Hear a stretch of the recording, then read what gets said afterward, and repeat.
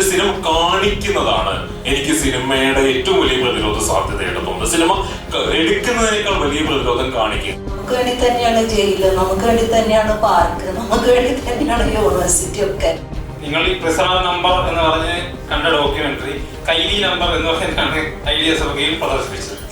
ഇതിൽ open forum ആയിട്ടാണ് നമുക്ക് മുന്നോട്ട് പോകേണ്ടത്. അതുകൊണ്ട് തന്നെ നിങ്ങളുടെ പൂർണ്ണമായിട്ടുള്ള ഇടപെടൽ ഈ ഒരു ഡിസ്കഷൻ വളരെയധികം ആവശ്യമാണ്. പ്രതിരോധത്തിന്റെ സിനിമ, ആവശ്യകത, സാധ്യത, വെല്ലുവിളികൾ എന്നൊരു ടൈറ്റിലാണ് നമ്മൾ ഈ ഡിസ്കഷൻ മുന്നോട്ട് കൊണ്ടുപോകാൻ ഉദ്ദേശിക്കുന്നത്. അപ്പം പ്രതിരോധത്തിന്റെ സിനിമ എന്ന് പറയുന്ന സമയത്ത് തന്നെ ആദ്യം നമ്മൾ മനസ്സിലാക്കേണ്ടത് ആർക്കെതിരെയാണ് അല്ലെങ്കിൽ ആരുടെ കൂടെ നിന്നുകൊണ്ടാണ് ഈ പറയപ്പെടുന്ന പ്രതിരോധം തീർക്കേണ്ടത് എന്നുള്ളത് വളരെ പ്രസക്തമാണെന്ന് ഞാൻ വിചാരിക്കുന്നു. സിനിമ എന്ന് പറയുന്നത് എല്ലാ കാലഘട്ടത്തിലും മനുഷ്യർക്കിടയിൽ വളരെയധികം ഇൻഫ്ലുവൻസ് ഉണ്ടാക്കാൻ സാധിക്കുന്ന ഒരു മീഡിയമാണ്. അത്തരത്തിൽ സിനിമകൾ എല്ലാ കാലത്തും സമൂഹത്തിൽ നടക്കുന്ന മാറ്റങ്ങളുടെ ഭാഗമായിട്ടുണ്ട്. അതുപോലെ തന്നെ പല രീതിക്കുള്ള അനീതിക്കെതിരെയൊക്കെ ശബ്ദിച്ചിട്ടുള്ള ഒരു സ്ട്രോങ് മീഡിയം തന്നെയാണ് സിനിമ. അപ്പൊ ആ രീതിയിൽ ഇന്നിപ്പോ ഈ പാനലിലിരിക്കുന്ന ഓരോ വ്യക്തികളും അവരുടേതായ സിനിമയിൽ പല രീതിക്കുള്ള റോളുകൾ കൈകാര്യം ചെയ്യുന്ന വ്യക്തികളാണ് ഇന്നിവിടെ ഇരിക്കുന്നത്, സിനിമക്കകത്തും സിനിമക്ക് പുറത്തും. അപ്പൊ അത്തരത്തിൽ അവരുടേതായിട്ടുള്ള പ്രതിരോധങ്ങൾ തീർത്ത അനുഭവമുള്ള ആളുകളാണ്. അപ്പോൾ ആദ്യം ഒരു കോമൺ ക്വസ്റ്റ്യൻ ആയിട്ട് നമുക്ക് നമ്മുടെ ടോപ്പിക്കിൽ നിന്ന് തന്നെ തുടങ്ങാം. ഞാൻ സംസാരിച്ചു തുടങ്ങിയ പോലെ തന്നെ സിനിമക്കകത്ത് പ്രതിരോധം തീർക്കണമെന്ന് പറയുമ്പോൾ നമ്മൾ ഇന്നത്തെ ഒരു രാഷ്ട്രീയ സാമൂഹിക സാഹചര്യം നമുക്ക് വളരെ വ്യക്തമാണ്. അതായത് ഇപ്പോൾ സിനിമ നേരിടുന്നതും സിനിമ കൊണ്ട് ഇപ്പോൾ സ്റ്റേറ്റ് സ്പോൺസർഡ് ആയിട്ടുള്ള സിനിമകളൊക്കെ വരുന്ന ഈ ഒരു സാഹചര്യത്തിൽ വളരെ എന്താ പറയുക, ഈ ഒരു സാഹചര്യത്തിൽ നമ്മൾ ഏത് രീതിക്കാണ് എത്രത്തോളം നമുക്ക് ഈ പറയുന്ന സാധ്യതകളുണ്ട് ഈ പ്രതിരോധം തീർക്കാൻ, അതിനുള്ളൊരു സ്പേസ് ഇന്നത്തെ ഈ പറയുന്ന ഒരു സിനിമക്കകത്ത് എത്രത്തോളം ഉണ്ട് എന്നുള്ള ഒരു ചോദ്യത്തിൽ നിന്ന് തന്നെ നമുക്ക് തുടങ്ങാം. അപ്പോൾ ജോലി ചേച്ചിയിൽ നിന്ന് സ്റ്റാർട്ട് ചെയ്യാം.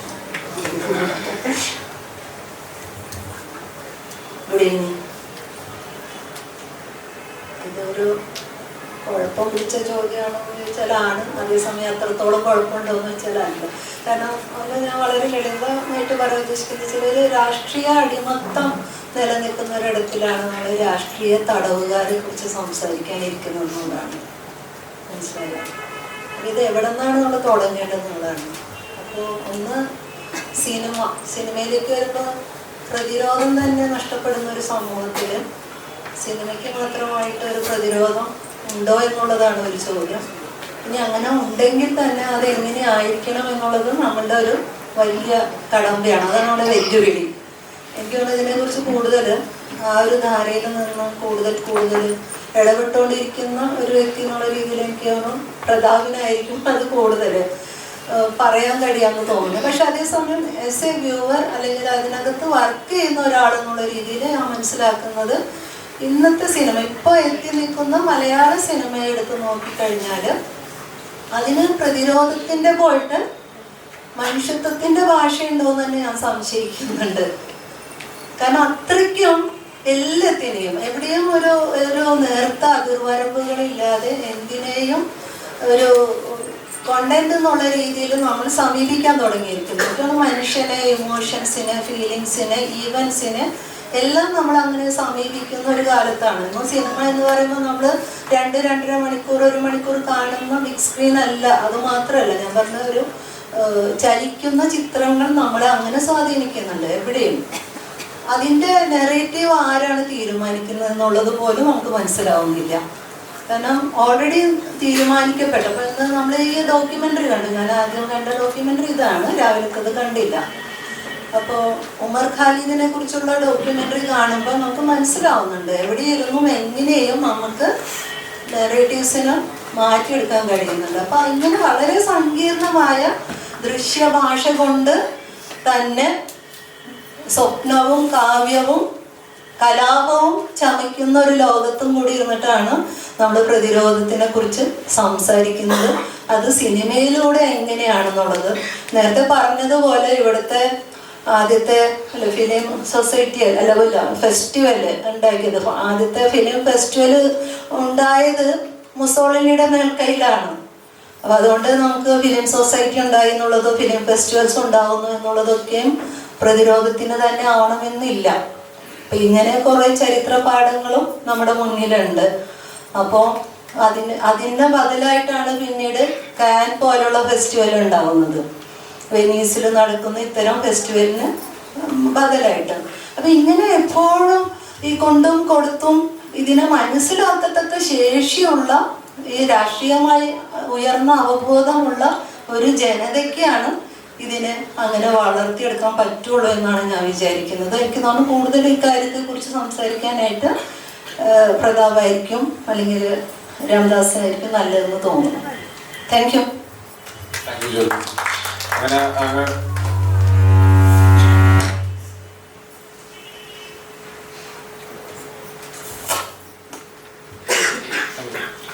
അങ്ങനെ നമുക്ക് പ്രതാപ് ജോസഫിന്റെ അടുത്ത് തന്നെ ഈ വിഷയത്തിൽ നിന്ന് കൂടുതൽ കാര്യങ്ങൾ അറിയാം. Okay, thank you.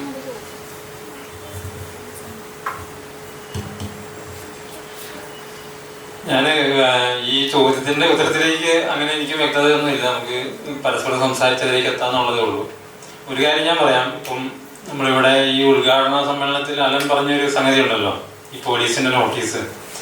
സത്യം പറഞ്ഞാല് നമ്മൾ വിചാരിക്കും ഇത് എന്തോ വലിയ സംഭവമാണെന്ന്. പക്ഷെ കേരള ഗവൺമെന്റ് പോലും ഇങ്ങനത്തെ ഒരു പ്രതിസന്ധിയിലാണ് നിൽക്കുന്നത്. അതായത് ഈ ഉമർ ഖാലിദിനെ കുറിച്ചുള്ള ഡോക്യുമെന്ററി കേരള ഗവൺമെന്റ് നടത്തുന്ന IDSFKയിൽ പ്രദർശിപ്പിച്ച ഡോക്യുമെന്ററിയാണ്. പക്ഷെ അത് ഈ പേരിലല്ല പ്രദർശിപ്പിച്ചത്. നിങ്ങൾ ഈ പ്രിസണർ നമ്പർ എന്ന് പറഞ്ഞ് കണ്ട ഡോക്യുമെന്ററി കൈദി നമ്പർ എന്ന് പറഞ്ഞാണ് IDSFKയിൽ പ്രദർശിപ്പിച്ചത്. എന്തുകൊണ്ട് കൈദി നമ്പർ ആയി എന്ന് വെച്ചാൽ അത് തമിഴ് സിനിമ ആയതുകൊണ്ടല്ല, മറിച്ച് ഇത് IB മിനിസ്ട്രിയെ പറ്റിക്കാനുള്ള കേരള ഗവൺമെന്റിന്റെ ഒരു അടവ് നയമാണ്. അപ്പോ കുറെ വർഷങ്ങളായിട്ട് IDSFKയിലോ അല്ലെങ്കിൽ IFFKയിലോ ഇങ്ങനെ കേരള ഗവൺമെന്റ് ഒളിച്ചു കടത്തുന്ന സിനിമകൾ കാണിക്കുന്നുണ്ട്. അപ്പൊ ഇത് ഒരു ഈ പ്രതിരോധം സിനിമ എന്നുള്ളതാണല്ലോ നമ്മുടെ വിഷയം. അപ്പൊ സിനിമ കാണിക്കുന്നത് പോലും, അതായത് ഗവൺമെന്റുകൾക്ക് പോലും, കേരള ഗവൺമെന്റിന് പോലും ചില സിനിമകൾ ഒളിച്ചു കടത്തേണ്ട സാഹചര്യം ഇന്ന് ഇന്ത്യയിലുണ്ട്. ഇപ്പൊ നിങ്ങൾക്കറിയാം, ഒരു 2016 മറ്റോ IDSFKയിലാണ് കാശ്മീർ വിഷയമായിട്ടുള്ള ഡോക്യുമെന്ററി, അതുപോലെ അങ്ങനെ 2-3 ഡോക്യുമെന്ററികൾ കേന്ദ്ര ഗവൺമെന്റിന്റെ IB മിനിസ്ട്രി വിലക്കുന്നുണ്ട്. സമാനമായ സംഗതി ഇന്ത്യൻ പനോരമയിലും സംഭവിക്കുകയുണ്ടായി. അതായത് സെക്സി ദുർഗയ്ക്ക് അന്നത്തെ ജൂറി ഇന്ത്യൻ പനോരമയിലായി സെലക്ട് ചെയ്തിട്ടും IB മിനിസ്ട്രി നേരിട്ട് ഇടപെട്ട് ആ സിനിമ കാണിക്കാൻ കഴിയില്ല എന്നുള്ളൊരു സാഹചര്യം ഉണ്ടാക്കിയിരുന്നു. അപ്പോൾ പല രീതിയിൽ ഇന്ത്യയിൽ പലപ്പോഴും സെൻസർ ബോർഡ് അനുവദിച്ച സിനിമകൾ പോലും, അതായത് സെൻസർ ബോർഡ് തന്നെ പല രീതിയിൽ പലതരം ഇടപെടലുകൾ ഇന്ത്യയിൽ നടത്തിയിട്ടുണ്ട്. ഇപ്പൊ മാവോയിസ്റ്റ് എന്ന് പറഞ്ഞ വാക്ക് സിനിമയിൽ നിന്ന് വെട്ടിയിട്ടുണ്ട്, ബീഫ് ഈറ്റർ എന്ന് പറഞ്ഞ വാക്ക് സിനിമയിൽ നിന്ന് വെട്ടിയിട്ടുണ്ട്. അങ്ങനെ പല രീതിയിൽ പൊളിറ്റിക്കലായിട്ട് വരുന്ന സംഗതികളെ ഏറ്റവും ആദ്യഘട്ടത്തിൽ സെൻസർ ബോർഡ് തന്നെ വിലക്കാറുണ്ട്. പലപ്പോഴും ഈ ഹ്രസ്വ സിനിമകൾക്കും ഡോക്യുമെന്ററികൾക്കും പലപ്പോഴും സെൻസറിങ്ങിലേക്ക് പോവാതെ തന്നെ പലപ്പോഴും ഫെസ്റ്റിവലിലേക്കൊക്കെ എത്തുന്നത് കൊണ്ട് അത്തരം പൊളിറ്റിക്കൽ കണ്ടന്റ് വരുന്ന സിനിമകളെ IB മിനിസ്ട്രി നേരിട്ട് ഇടപെട്ട് വെട്ടുന്ന സാഹചര്യവും ഉണ്ടായപ്പോഴാണ് കേരള ഗവൺമെന്റ് പലപ്പോഴും കേരളം ഭരിക്കുന്ന ഇടതുപക്ഷ ഗവൺമെന്റിന് അവരുടെ ചിലപ്പോ അവരുടെ രാഷ്ട്രീയം അല്ലെങ്കിൽ അവർ മുന്നോട്ട് വെക്കുന്ന രാഷ്ട്രീയം പറയുന്ന ചില സിനിമകൾ കാണിച്ചേ തീരൂ എന്ന നിർബന്ധ ബുദ്ധി ഉള്ളത് കൊണ്ട് അവർ അവരുടെ പൊളിറ്റിക്സിന്റെ ഭാഗമായിട്ട് ഈ രീതിയിലുള്ള ചിലപ്പോൾ തലക്കെട്ട് മാറ്റി അല്ലെങ്കിൽ സിനോപ്സിസ് മാറ്റി ഒക്കെ സിനിമകൾ പ്രദർശിപ്പിക്കുന്ന ഒരു സാഹചര്യം ഉണ്ടായിട്ടുണ്ട്. അപ്പോൾ കേരളത്തിലെ അല്ലെങ്കിൽ കോഴിക്കോട്ടെ ഒരു ഫിലിം ഫെസ്റ്റിവൽ നടക്കുമ്പോൾ കസബ സ്റ്റേഷനിൽ നിന്ന് ഒരു നോട്ടീസ് കിട്ടിയതിനെ സത്യം പറഞ്ഞാൽ നമ്മൾ ഒരു ചടങ്ങ് എന്നുള്ള രീതിയിലൊക്കെ കണ്ടാൽ മതി. അതിനപ്പുറത്തേക്ക് നമ്മൾ അതിന് ഗൗരവം കൊടുക്കേണ്ടതില്ല. കാരണം കേരള ഗവൺമെന്റ് അവരുടെ രാഷ്ട്രീയം നിലനിർത്താൻ വേണ്ടി ചെയ്തുകൊണ്ടിരിക്കുന്ന പണി തന്നെയാണ് വാസ്തവത്തിൽ നമ്മൾ നമ്മുടെ രാഷ്ട്രീയം പറയാൻ വേണ്ടിയും ചെയ്തുകൊണ്ടിരിക്കുന്നത് എന്നുള്ളതാണ് അതിന്റെ ഒരു യാഥാർത്ഥ്യം. അത് ഞാൻ ആനുഷംഗികമായിട്ട് പറഞ്ഞു എന്നുള്ളതേ ഉള്ളൂ. അപ്പൊ സിനിമ എന്ന് പറയുന്നത് പല രീതിയിൽ, അതിപ്പോ ഇപ്പം കേന്ദ്ര ഗവൺമെന്റോ അല്ലെങ്കിൽ IB മിനിസ്ട്രിയോ എന്നതുപോലെ തന്നെ കേരളത്തിലെ ഭരിക്കുന്ന ഗവൺമെന്റുകളും, അതല്ലെങ്കിൽ പലതരം നമുക്കറിയാം കേരളത്തിൽ ഫിലിം സൊസൈറ്റികൾ തൊട്ട് കേരളത്തിൽ ഒരു 10-200ഓളം ഫിലിം സൊസൈറ്റികളുണ്ട്. കേരളത്തിൽ ഒരു 100ഓളം ഫിലിം ഫെസ്റ്റിവലുകൾ ഓരോ വർഷവും നടക്കാറുണ്ട്. നമ്മുടെ കൊമേഴ്ഷ്യൽ സിനിമകൾ പല രീതിയിലുള്ള, ഇപ്പം ജോളി ചേച്ചിക്കൊക്കെ അത് കൂടുതൽ പറയാൻ പറ്റും, അങ്ങനെ പല രീതിയിലുള്ള സെൻസറിങ്ങിന്. ഇപ്പൊ സെൻസറിങ് എന്ന് പറയുന്ന ഒരു ബോർഡ് മാത്രം ഇരുന്ന് ചെയ്യുന്ന ഒരു പരിപാടിയല്ല. സെൻസറിങ് എന്ന് പറയുന്നത് ഇപ്പം ഓരോ മനുഷ്യന്റെ ഉള്ളിൽ തൊട്ട് നമ്മളൊരു സിനിമയെ കുറിച്ച് ചിന്തിക്കുമ്പോൾ തൊട്ട് പ്രവർത്തിച്ചു തുടങ്ങുന്ന ഒരു സംഗതിയാണ് സെൻസറിങ് എന്ന് പറയുന്നത്. അത് നമ്മൾ ഏതുതരം സമൂഹത്തിലേക്കാണ്, ഏതുതരം കാണികളിലേക്കാണ് ഈ സിനിമ പോകുന്നത്, അവരെങ്ങനെയാണ് ഉൾക്കൊള്ളുന്നത്, അല്ലെങ്കിൽ ഞാൻ ജീവിക്കുന്ന സമൂഹം എന്താണ്, ഇങ്ങനെയുള്ള പലതരം നാട്ടു നടപ്പുകൾ നമ്മളെയൊക്കെ സ്വാധീനിക്കുന്നുണ്ട്. ഫിലിം മേക്കേഴ്സിനെയും സ്വാധീനിക്കുന്നുണ്ട്, കാണികളെയും സ്വാധീനിക്കുന്നുണ്ട്. അപ്പൊ ആ രീതിയിൽ പലതരത്തിലുള്ള പല ലെയറിലുള്ള സിനിമ ഷൂട്ടിംഗ് സമയത്ത് പലതരത്തിലുള്ള സെൻസറിങ്ങിന് നമ്മൾ വിധേയരാവാറുണ്ട്. അങ്ങനത്തെ എക്സാമ്പിൾസ് ഒരുപാട് പറയാനുണ്ട്. അപ്പൊ അങ്ങനെ പല ലെയറിൽ സെൻസറിങ് നടന്നുകൊണ്ടിരിക്കുന്ന, അല്ലെങ്കിൽ നമ്മുടെ മേൽ മറ്റുള്ളവരുടെ കണ്ണ്, അത് ഭരണകൂടത്തിന്റെ ആവാം, വ്യക്തികളുടെ ആവാം, മത സംഘടനകളുടേതാവാം, രാഷ്ട്രീയ പാർട്ടികളുടേതാവാം, ഇങ്ങനെ നമ്മളുടെ മേൽ സിനിമ ആലോചിച്ച് തുടങ്ങുമ്പോൾ തൊട്ട് പല രീതിയിലുള്ള സെൻസറിങ് ഓരോ ആർട്ടിസ്റ്റിന്റെയും ഓരോ ഡയറക്ടറുടെയും ഉള്ളിൽ പ്രവർത്തിക്കുന്നുണ്ട്. അത് ഓരോ കാണിയുടെയും ഉള്ളിൽ പ്രവർത്തിക്കുന്നുണ്ട്. അപ്പോൾ വാസ്തവത്തിൽ നമ്മൾ ഈ പ്രതിരോധത്തിന്റെ സിനിമ എന്നൊക്കെ ചിന്തിക്കുമ്പോൾ എനിക്ക് തോന്നുന്നത് എന്തൊക്കെ വിലക്കുകളാണ് നമ്മൾ അറിഞ്ഞോ അറിയാതെയോ നമ്മുടെ ഉള്ളിലേക്ക് വരുന്നത്. മേക്കർ എന്ന നിലയ്ക്കായാലും കാണി എന്നുള്ള നിലയ്ക്കായാലും നമ്മളെല്ലാവരും ഒരേ സമയം ഫിലിം മേക്കേഴ്സും കാണികളൊക്കെയാണെന്നാണ് ഞാൻ വിശ്വസിക്കുന്നത്. അപ്പൊ അങ്ങനത്തെ കുറച്ചുകൂടി ആഴത്തിലുള്ള ചിന്തകളിലേക്ക് ഇത് പോകണമെന്ന് ഞാൻ ആഗ്രഹിക്കുന്നു. ഇത്രയും മാത്രം തുടക്കം എന്നുള്ള രീതിയിൽ. രാവിലെ തൊട്ട് കേൾക്കുന്ന ഒരു കാര്യം ഡെറോ മത്ത് എന്നാണ്. രാവിലെ സിദ്ദിഖാപ്പന്റെ പ്രസംഗത്തിന്റെ സമയത്താണ് വന്നത്. ഡെറോ മത്ത്, നമ്മള് ഉമർ ഖാലിദിന്റെ ഡെറോ മത്ത് എന്നതിനെ ഭയപ്പെടാതിരിക്കും. എനിക്ക് ഇന്നത്തെ ഈ സെഷനിൽ നമ്മൾ പങ്കെടുക്കുന്നതിൽ ഏറ്റവും കൂടുതൽ ഉള്ളിലേക്ക് എടുക്കാൻ തോന്നുന്ന ഒരു കാര്യം എന്ന് പറയുന്നത്, സത്യത്തിൽ ഇവിടെ ഇരിക്കുമ്പോൾ ഇവിടെ മുന്നേ സംസാരിച്ചു പോയ പല മനുഷ്യരുടെയും ജീവിതാനുഭവങ്ങൾ ഇല്ലാത്ത ഒരു മനുഷ്യൻ എന്ന രീതിയിൽ, അതല്ലെങ്കിൽ ആ മനുഷ്യർ കടന്നുപോയിട്ടുള്ള അത്തരം ജീവിതാനുഭവങ്ങൾക്ക് അകത്ത് ഏതോ കാരണങ്ങളാൽ ചിലതരം പ്രിവിലേജുകളാൽ പെടാതെ പോയൊരു മനുഷ്യൻ എന്നുള്ള നിലയ്ക്ക് എത്രമാത്രം പ്രിവിലേജിൽ നിന്നിട്ടാണ് ഞാൻ സംസാരിക്കുന്നതെന്നുള്ള പൂർണ്ണ ബോധ്യത്തിൽ നിന്നാണ് ഈ സെഷന് പങ്കെടുക്കുന്നത്. ഇപ്പൊ പ്രതാപ് പറഞ്ഞു നിർത്തിയൊരു പോയിന്റ് ഉണ്ട്. സിനിമ മാത്രമായിട്ട് എനിക്ക് തോന്നുന്നില്ല ഒരു പ്രതിരോധത്തും സംഭവിക്കേണ്ടത് എനിക്ക് സിനിമയ്ക്കകത്ത് മാത്രമായിട്ട് തോന്നുന്നില്ല. ഒരു അനുഭവം പറയാം. പ്രതാപ് തന്നെ ചെയ്തിട്ടുള്ള 52 സെക്കൻഡ് എന്നുള്ളൊരു സിനിമ ഉണ്ടായിരുന്നു. അത് എനിക്ക് തോന്നുന്നു റോട്ടർഡാമിലുമായിട്ട് ലിസ്റ്റ് ചെയ്യപ്പെട്ട സിനിമയാണ്. ഞങ്ങൾ കുറച്ച് സുഹൃത്തുക്കൾ കൂടിയിട്ട് ഈ സിനിമ ഉൾപ്പെടെ ജയൻ ചെറിയാന്റെ കബോഡി സ്കേപ്സ് എന്നുള്ള സിനിമ, ദിവ്യഭാരതിയുടെ കക്കൂസ് എന്ന സിനിമ, ഇങ്ങനെ കുറച്ച് സിനിമകളെല്ലാം കൂടിയിട്ട് ഇതുപോലൊരു ഫിലിം ഫെസ്റ്റിവല് നമ്മൾ ഡൽഹിയിൽ, ഞാൻ കുറച്ച് കാലം ഡൽഹിയിൽ ഉണ്ടായിരുന്ന ഒരു നിമിഷം, അപ്പൊ അവിടെ സംഘടിപ്പിക്കാൻ തുടങ്ങി.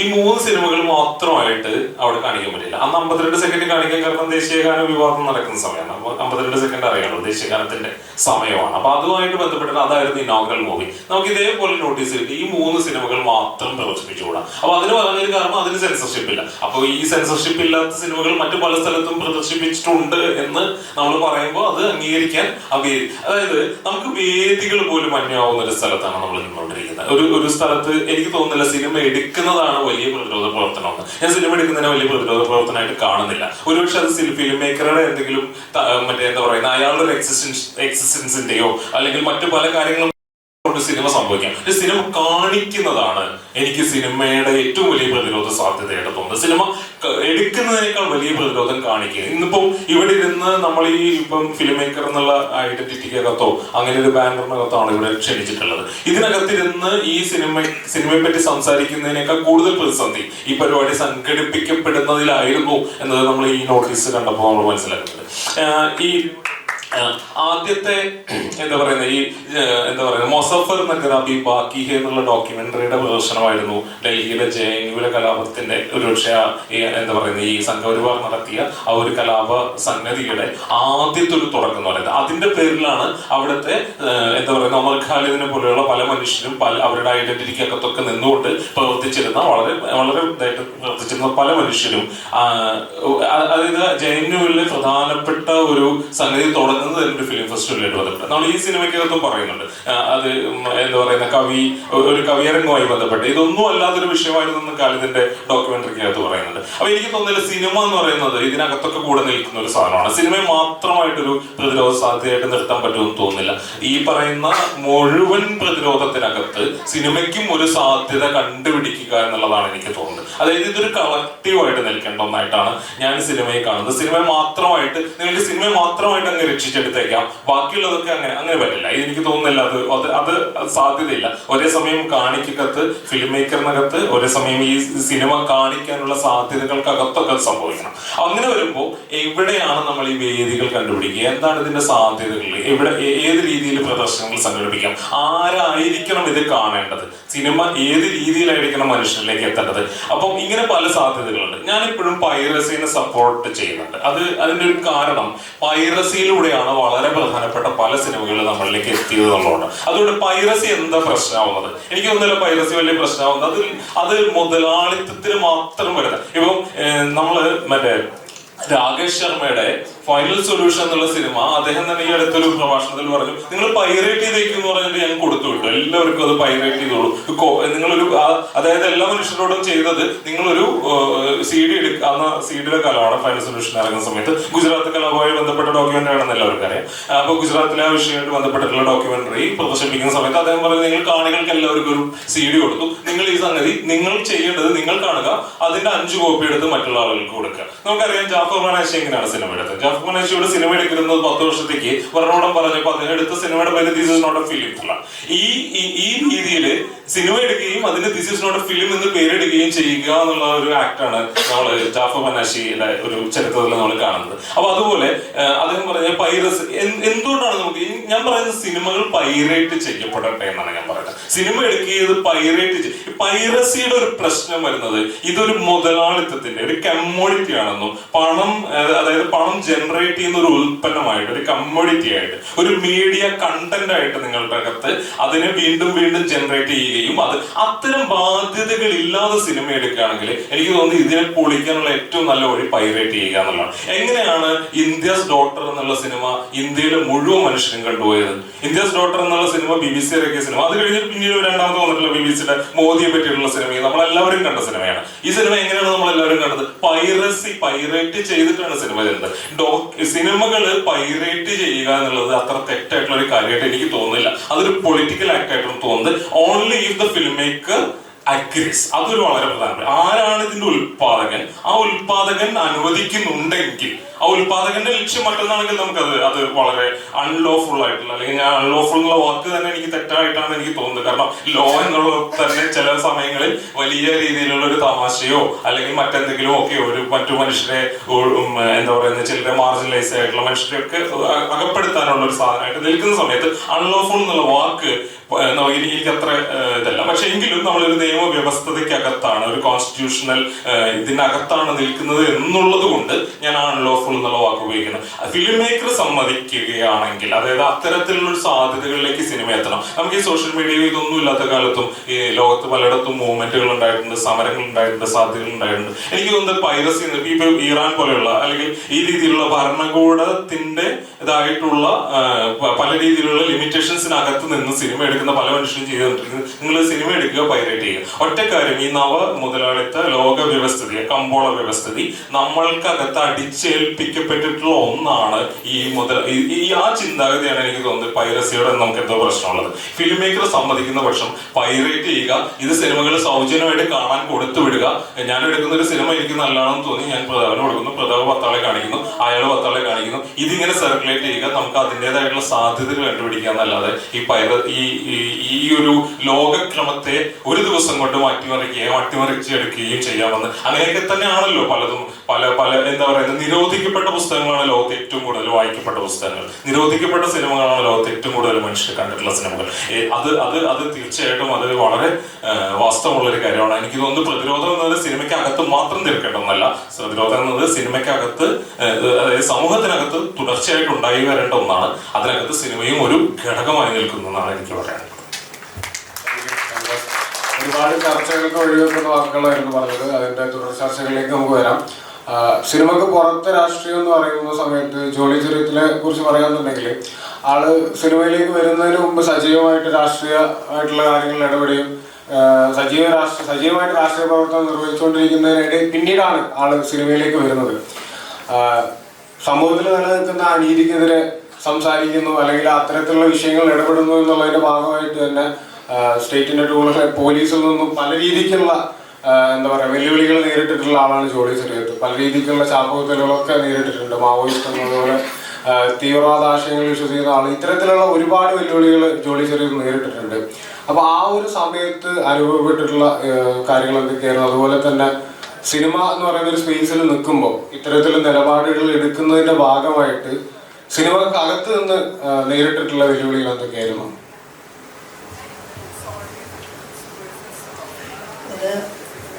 ഞാൻ ഈ അർത്ഥത്തിലൊന്നും അതിനെ, അതായത് കോംപ്രിഹെൻഡ് ചെയ്യാൻ ശ്രമിക്കാറില്ല എന്നുള്ളതാണ്. കാരണം ഞാൻ ഇന്നത് ചെയ്യുന്നു ഒരു ആദ്യമേ തന്നെ അങ്ങനെ തീരുമാനിച്ച് ഇറങ്ങി ചെയ്യുന്ന കാര്യങ്ങളല്ല. കാരണം എനിക്ക് ഇങ്ങനെ ജീവിക്കാൻ പറ്റൂ. അപ്പം എന്നെ സംബന്ധിച്ച് നമ്മൾ ഇടപെടണമെന്ന് ഞാൻ തീരുമാനിച്ച ഒരു കാര്യമാണെങ്കിൽ അത് ചെയ്യുക എന്നുള്ളതാണ്. അത് ഇന്നതായി പോകുമോ, എനിക്ക് ഇന്ന ടാഗ് കിട്ടുമോ, ഞാൻ ഇത്ര തീരുമാനിച്ചിട്ടുള്ളൂ. ഒരു പെണ്ണെന്നുള്ള രീതിയിൽ ഒരു മർദ്ദിത വിഭാഗം തന്നെയാണ് നമ്മൾ എസ് എ ജെൻഡർ. അപ്പോൾ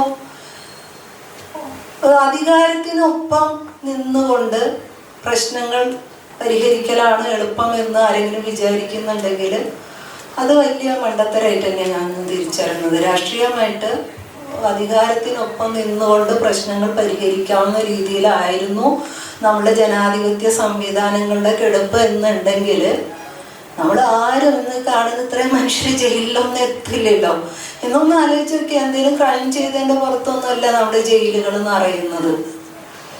അപ്പോൾ എവിടെയാ ഒരു തകരാറുണ്ട്. ആ തകരാറ് എന്താണെന്ന് നമ്മൾ ചൂണ്ടിക്കാണിക്കണം നിരന്തരം. നേരത്തെ പറഞ്ഞതുപോലെ നമ്മൾ കീപ്പ് ഓൺ ടോക്കിംഗ് ആണ് നമുക്ക്, അതല്ലാതെ നമുക്ക് വേറെ ഓപ്ഷൻ ഇല്ല. അപ്പം ഒരു അടിച്ചമർത്തപ്പെട്ട ഒരു വിഭാഗത്തിൻ്റെ പ്രതിനിധി എന്നുള്ള രീതിയിലും ഈ ജനാധിപത്യ സംവിധാനത്തിൻ്റെ പ്രശ്നങ്ങളെ കുറച്ചൊക്കെ മനസ്സിലാക്കുന്ന ഒരാൾ എന്നുള്ള രീതിയിലും ഞാനൊരു തികച്ചും എപ്പോഴും ആര് വന്നാലും പ്രതിപക്ഷത്തിൽ ഇരിക്കാൻ മാത്രം യോഗ്യയായ ഒരാളാണ് എന്ന് സ്വയം തിരിച്ചറിഞ്ഞതിൻ്റെ ഭാഗമായിട്ടാണ് ഞാൻ ഈ പൊസിഷൻ എടുക്കുന്നത്.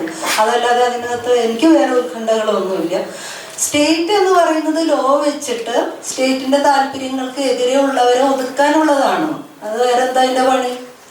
സ്റ്റേറ്റ് അത് കൃത്യമായി ചെയ്യുമല്ലോ, അത് നമുക്കത് അറിയാം. പിന്നെ അതിനകത്ത് ഇത്ര ബേജാറാവേണ്ട കാര്യമില്ല. നമുക്ക് വേണ്ടി തന്നെയാണ് ജയില്, നമുക്ക് വേണ്ടി തന്നെയാണ് പാർക്ക്, നമുക്ക് വേണ്ടി തന്നെയാണ് യൂണിവേഴ്സിറ്റി ഒക്കെ.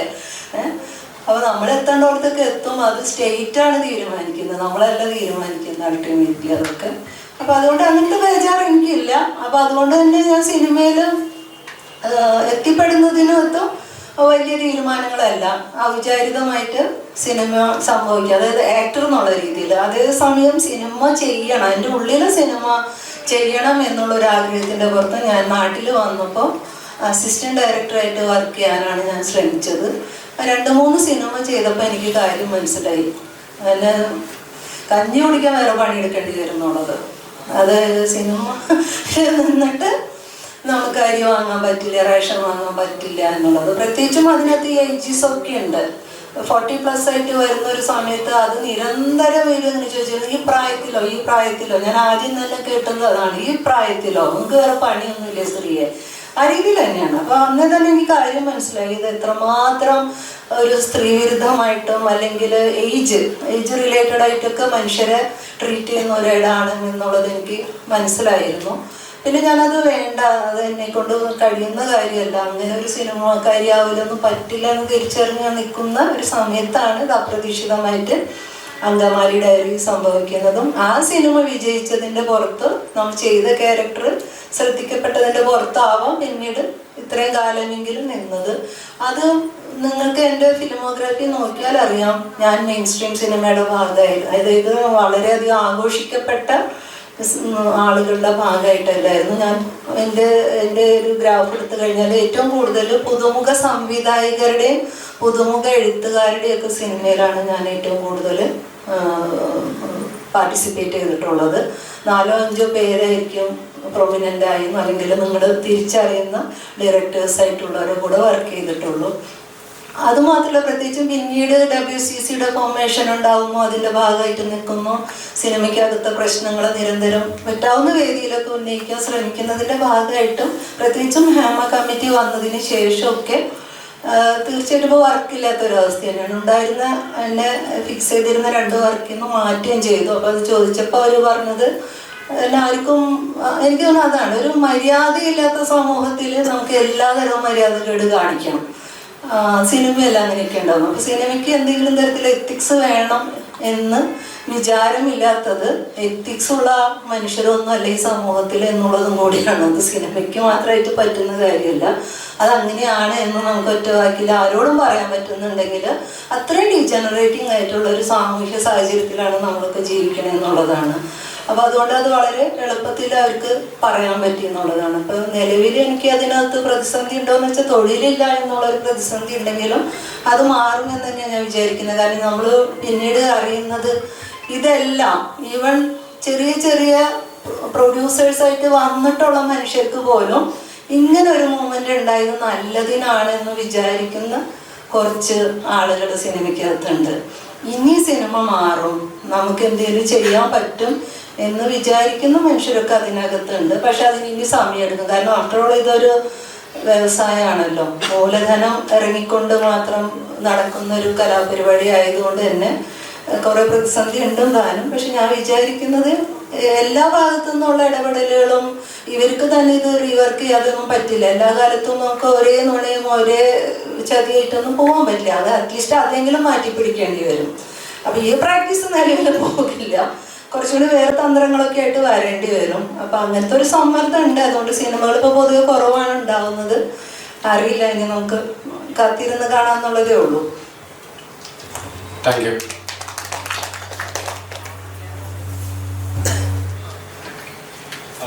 രാംദാസ്, ഇപ്പോൾ മണ്ണ് എന്ന് പറയുന്ന ഡോക്യുമെന്ററി നമ്മൾ എടുക്കുന്ന സമയത്ത് 2015 അതിന്റെ സ്റ്റാർട്ടിങ് വന്നത്. ആ സമയത്ത് ഏകദേശം ഈ പറയുന്ന പ്ലാന്റേഷൻ സമരം ആരംഭിക്കുന്ന ഘട്ടമാണ്. അപ്പോൾ ഒരു ലോങ് പീരീഡ് എടുത്തിട്ടാണ് ഈ ഫിലിം മേക്കിംഗ് കംപ്ലീറ്റ് ചെയ്തത്. ആ സമയത്ത് ഏകദേശം ഈ പറയുന്ന ഫൈറ്റ് ചെയ്യുന്ന കമ്മ്യൂണിറ്റിയുടെ കൂടെ നിന്നുകൊണ്ട് ഒരു സമരം ചെയ്തുകൊണ്ട് ഫിലിം എടുത്ത് തീർക്കുക എന്നുള്ള രീതിക്കായിരുന്നു. അപ്പോൾ എനിക്ക് ചോദിക്കാനുള്ളത്, ഒന്ന് ഈ ഫിലിം എടുക്കുന്ന സമയത്ത് സ്വാഭാവികമായിട്ട് നമ്മളൊരു ഫൈറ്റിംഗ് കമ്മ്യൂണിറ്റിയുടെ കൂടെ നിന്ന് ഒരു ഫിലിം എടുക്കുന്ന സമയത്ത് അതിൻ്റെതായിട്ടുള്ള വെല്ലുവിളികൾ നേരിട്ടിട്ടുണ്ടാവും. അതെന്തൊക്കെയായിരുന്നു എന്നുള്ളത്. ഇപ്പോൾ ലയങ്ങളിൽ അതുപോലെ തന്നെ ഈ പറയുന്ന പ്ലാന്റേഷൻ തൊഴിലാളികൾ അനുഭവിക്കുന്ന പ്രശ്നങ്ങൾ കാലങ്ങളായിട്ട് പല സമയത്തായിട്ട് ഇടയ്ക്കൊന്ന് ചർച്ചയിൽ കയറി വരും, പിന്നെ അത് മുങ്ങിപ്പോവും. അപ്പൊ അവിടെ നടന്നുകൊണ്ടിരിക്കുന്ന അനീതികൾ എന്ന് പറയുന്നത് ഇപ്പോൾ ബ്രിട്ടീഷ് കാലഘട്ടത്തിൽ, അതായത് കൊളോണിയൽ കാലഘട്ടത്തിൽ നിലനിന്നിരുന്ന അതേ ഒരു ഫോമിൽ അതിന്റെ ഒരു എക്സ്റ്റെൻഡഡ് വേർഷനാണ് ഇപ്പോഴും സംഭവിക്കുന്നത് എന്നുള്ളൊരു, മൂന്നാറിലൊക്കെ സംഭവിക്കുന്നത് ഇപ്പോഴും അതിന്റെ ഒരു എക്സ്റ്റെൻഡഡ് വേർഷൻ ആണെന്ന് വിചാരിക്കുന്നുണ്ടോ? അതിലെന്തെങ്കിലും ഇപ്പൊ മാറ്റങ്ങൾ സംഭവിക്കുന്നുണ്ടോ ഇപ്പൊ യഥാർത്ഥത്തിൽ? ഒരു കാര്യം ആദ്യം പറയാണ്, ഞാൻ നേരത്തെ പൈറസിയെ പറ്റിയിട്ട് അങ്ങനെ പറഞ്ഞ് അവസാനിപ്പിച്ചതുകൊണ്ട്, മണ്ണ് കോപ്പി ലെഫ്റ്റ് ആണ്, യൂട്യൂബിലുണ്ട്. അത് ആർക്കും കാണാം, ആർക്കും പ്രദർശിപ്പിക്കാം. കോപ്പി ലെഫ്റ്റ് ആണ്, കംപ്ലീറ്റ്ലി കോപ്പി ലെഫ്റ്റ് ആണ്. ഇന്ത്യക്കകത്ത് പ്രത്യേകിച്ച് പറയുന്നത് ഇന്ത്യക്കകത്ത് കോപ്പി ലെഫ്റ്റ് ആണ്. രണ്ടാമത്തെ ചോദ്യം, ഈ വർഷങ്ങളോടെടുത്ത് സിനിമ ചെയ്യുമ്പോൾ ഏറ്റവും കൂടുതൽ സംഭവിക്കുന്ന ഒരു പ്രശ്നം, ഞാൻ നേരത്തെ മാഷോടെ പോയതെന്ന് അറിയില്ല, ഇവിടെ എൻ്റെ രണ്ടാമത്തെ ഡോക്യുമെൻ്ററി എന്നുള്ള ബാലുശ്ശേരി സ്കൂളിലൊരു മാഷിൻ്റെ സംസാരിക്കാൻ പറയായിരുന്നു. ഏറ്റവും വലിയൊരു പ്രശ്നം സംഭവിക്കുന്നത് നമ്മളുടെ അകത്ത് അതൊരു വലിയൊരു ട്രോമയോ വലിയൊരു പ്രശ്നം ക്രിയേറ്റ് ചെയ്യും. ഇപ്പോൾ എക്സാമ്പിൾ പറയുകയാണെങ്കിൽ, ഞാൻ മൂന്നാറുകാരനല്ല, തമിഴ് സംസാരിക്കുന്ന മനുഷ്യനായിരുന്നില്ല. അപ്പോൾ ആ മനുഷ്യരുടെ അവരനുഭവിച്ചു പോകുന്ന ഐഡന്റിറ്റിയുടെ പ്രശ്നം എനിക്ക് കേരളത്തിൽ ഞാൻ അനുഭവിച്ചിട്ടില്ല. അവര് നേരിട്ട പോലീസ് പീഡനങ്ങൾ, അവര് തൊഴിലില്ലാതായിപ്പോയത്. ഇപ്പൊ എന്റെ സിനിമയ്ക്കകത്ത് തന്നെ സംസാരിക്കുന്ന മനോജ്, അവനെതിരെ ഒരുപാട് കേസുകൾ വരികയും തൊഴിൽ നഷ്ടപ്പെടുകയും ചെയ്തു. അതിലത്തെ പോലീസിന്റെ ഇതെല്ലാം കാണിക്കുന്നുണ്ട്. ഗോമതിയൊക്കെ ഡെഫിനറ്റ്ലി നമുക്കറിയാം, അവരുടെ ഒരു ചരിത്രത്തിൽ അറിയാം. ആ സമരത്തിൽ ഉൾപ്പെട്ട മനുഷ്യരെല്ലാം മൃഗീയമായി പോലീസിനാൽ മർദ്ദിക്കപ്പെട്ടിട്ടുണ്ട്. ഒരുപാട് ആളുകൾക്ക് അവരുടെ ജീവിതം പോയിട്ടുണ്ട്. ആ അനുഭവങ്ങള് വ്യക്തിപരമായിട്ട് എനിക്കില്ല. അതായത് ആ മനുഷ്യർ വ്യക്തി എന്നുള്ള നിലയ്ക്ക് അവിടെ നിൽക്കുന്ന ആ മനുഷ്യരുടെ ഐഡന്റിറ്റി അവർ ഫേസ് ചെയ്യുന്ന പ്രശ്നമില്ല. ഞാൻ ജനിച്ചത് ആ ലയത്തിലൊരു തൊഴിലാളി ആയിട്ടല്ല. ഞാൻ ആ ലയത്തിൽ ജോലി എടുക്കേണ്ട അവസ്ഥ എനിക്ക് ജീവിതത്തിൽ ഉണ്ടായിട്ടില്ല. ഞാനൊരു ഫാക്ടറി തൊഴിലാളിയോ ഒരു തേയില തൊഴിലാളിയോ അല്ല.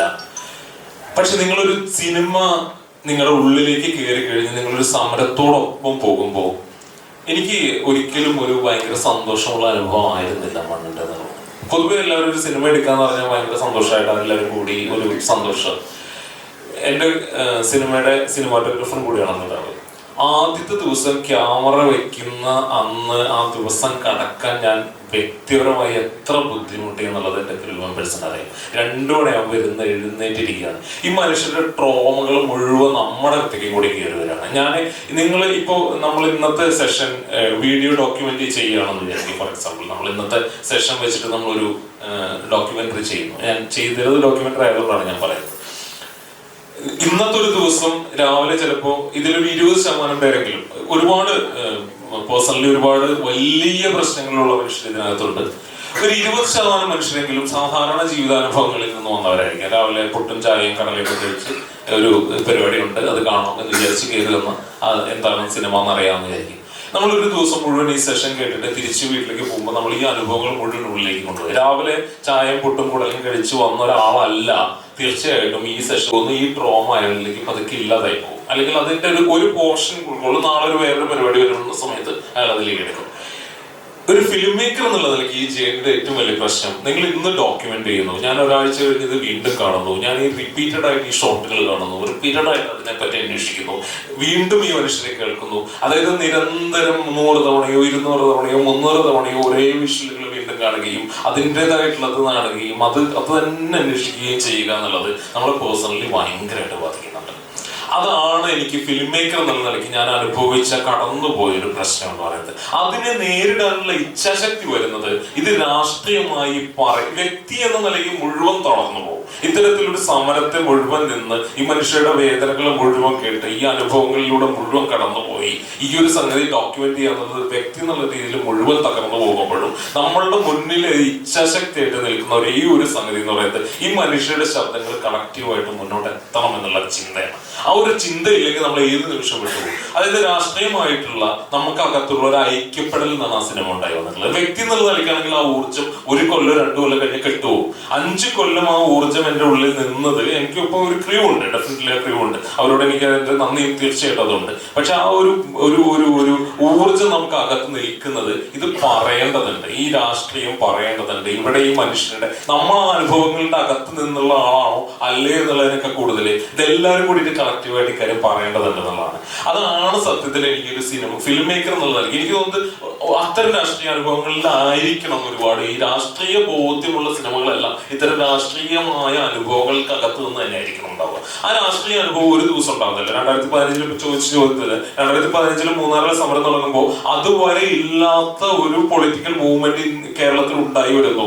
മാർജിനലൈസ്ഡ് ആയിട്ടുള്ള കമ്മ്യൂണിറ്റിയിൽപ്പെട്ട മനുഷ്യര് ഒരു സമരമായിട്ട് വരുന്നു, അവർ വലിയ കോർപ്പറേറ്റിനെതിരെ അതിനോടുള്ള ഒരു കൗതുകമോ അതെന്താണെന്ന് അറിയാനുള്ള ഒരു കൗതുകത്തിൽ നിന്ന് തുടങ്ങുകയും ആ ജേണി നിങ്ങൾ തന്നെ ഏറ്റെടുക്കുകയും നിങ്ങൾക്ക് അകത്തേക്ക് അത് വരികയും അത് പിന്നീട് അതിനൊരു ഫോമായി വരികയും ചെയ്യുന്ന ഒരു വലിയ പ്രോസസ് ഉണ്ട്. ആ പ്രോസസ്സിനകത്ത് തകർന്നു പോകുന്ന ഒന്നിനെ പിടിച്ചു നിർത്താൻ ഹെൽപ്പ് ചെയ്യുന്നത് ഈ പൊളിറ്റിക്കൽ ആയിട്ടുള്ള മനുഷ്യരോടുള്ള ഇടപെടലാണ്. മണ്ണ് എന്നെ ഭയങ്കരമായിട്ട് റിഫോം ചെയ്തെടുത്ത സിനിമയാണ്. വ്യക്തി എന്നുള്ള നിലയ്ക്ക് എനിക്ക് വലിയ ധൈര്യവും ഊർജ്ജമോ തന്ന സിനിമയാണ്. അത് തീർച്ചയായിട്ടും വീണ്ടും വീണ്ടും പല വേദികളിൽ സംസാരിക്കപ്പെടുന്നുള്ളത് തീർച്ചയായിട്ടും സന്തോഷമുള്ള കാര്യമാണ്.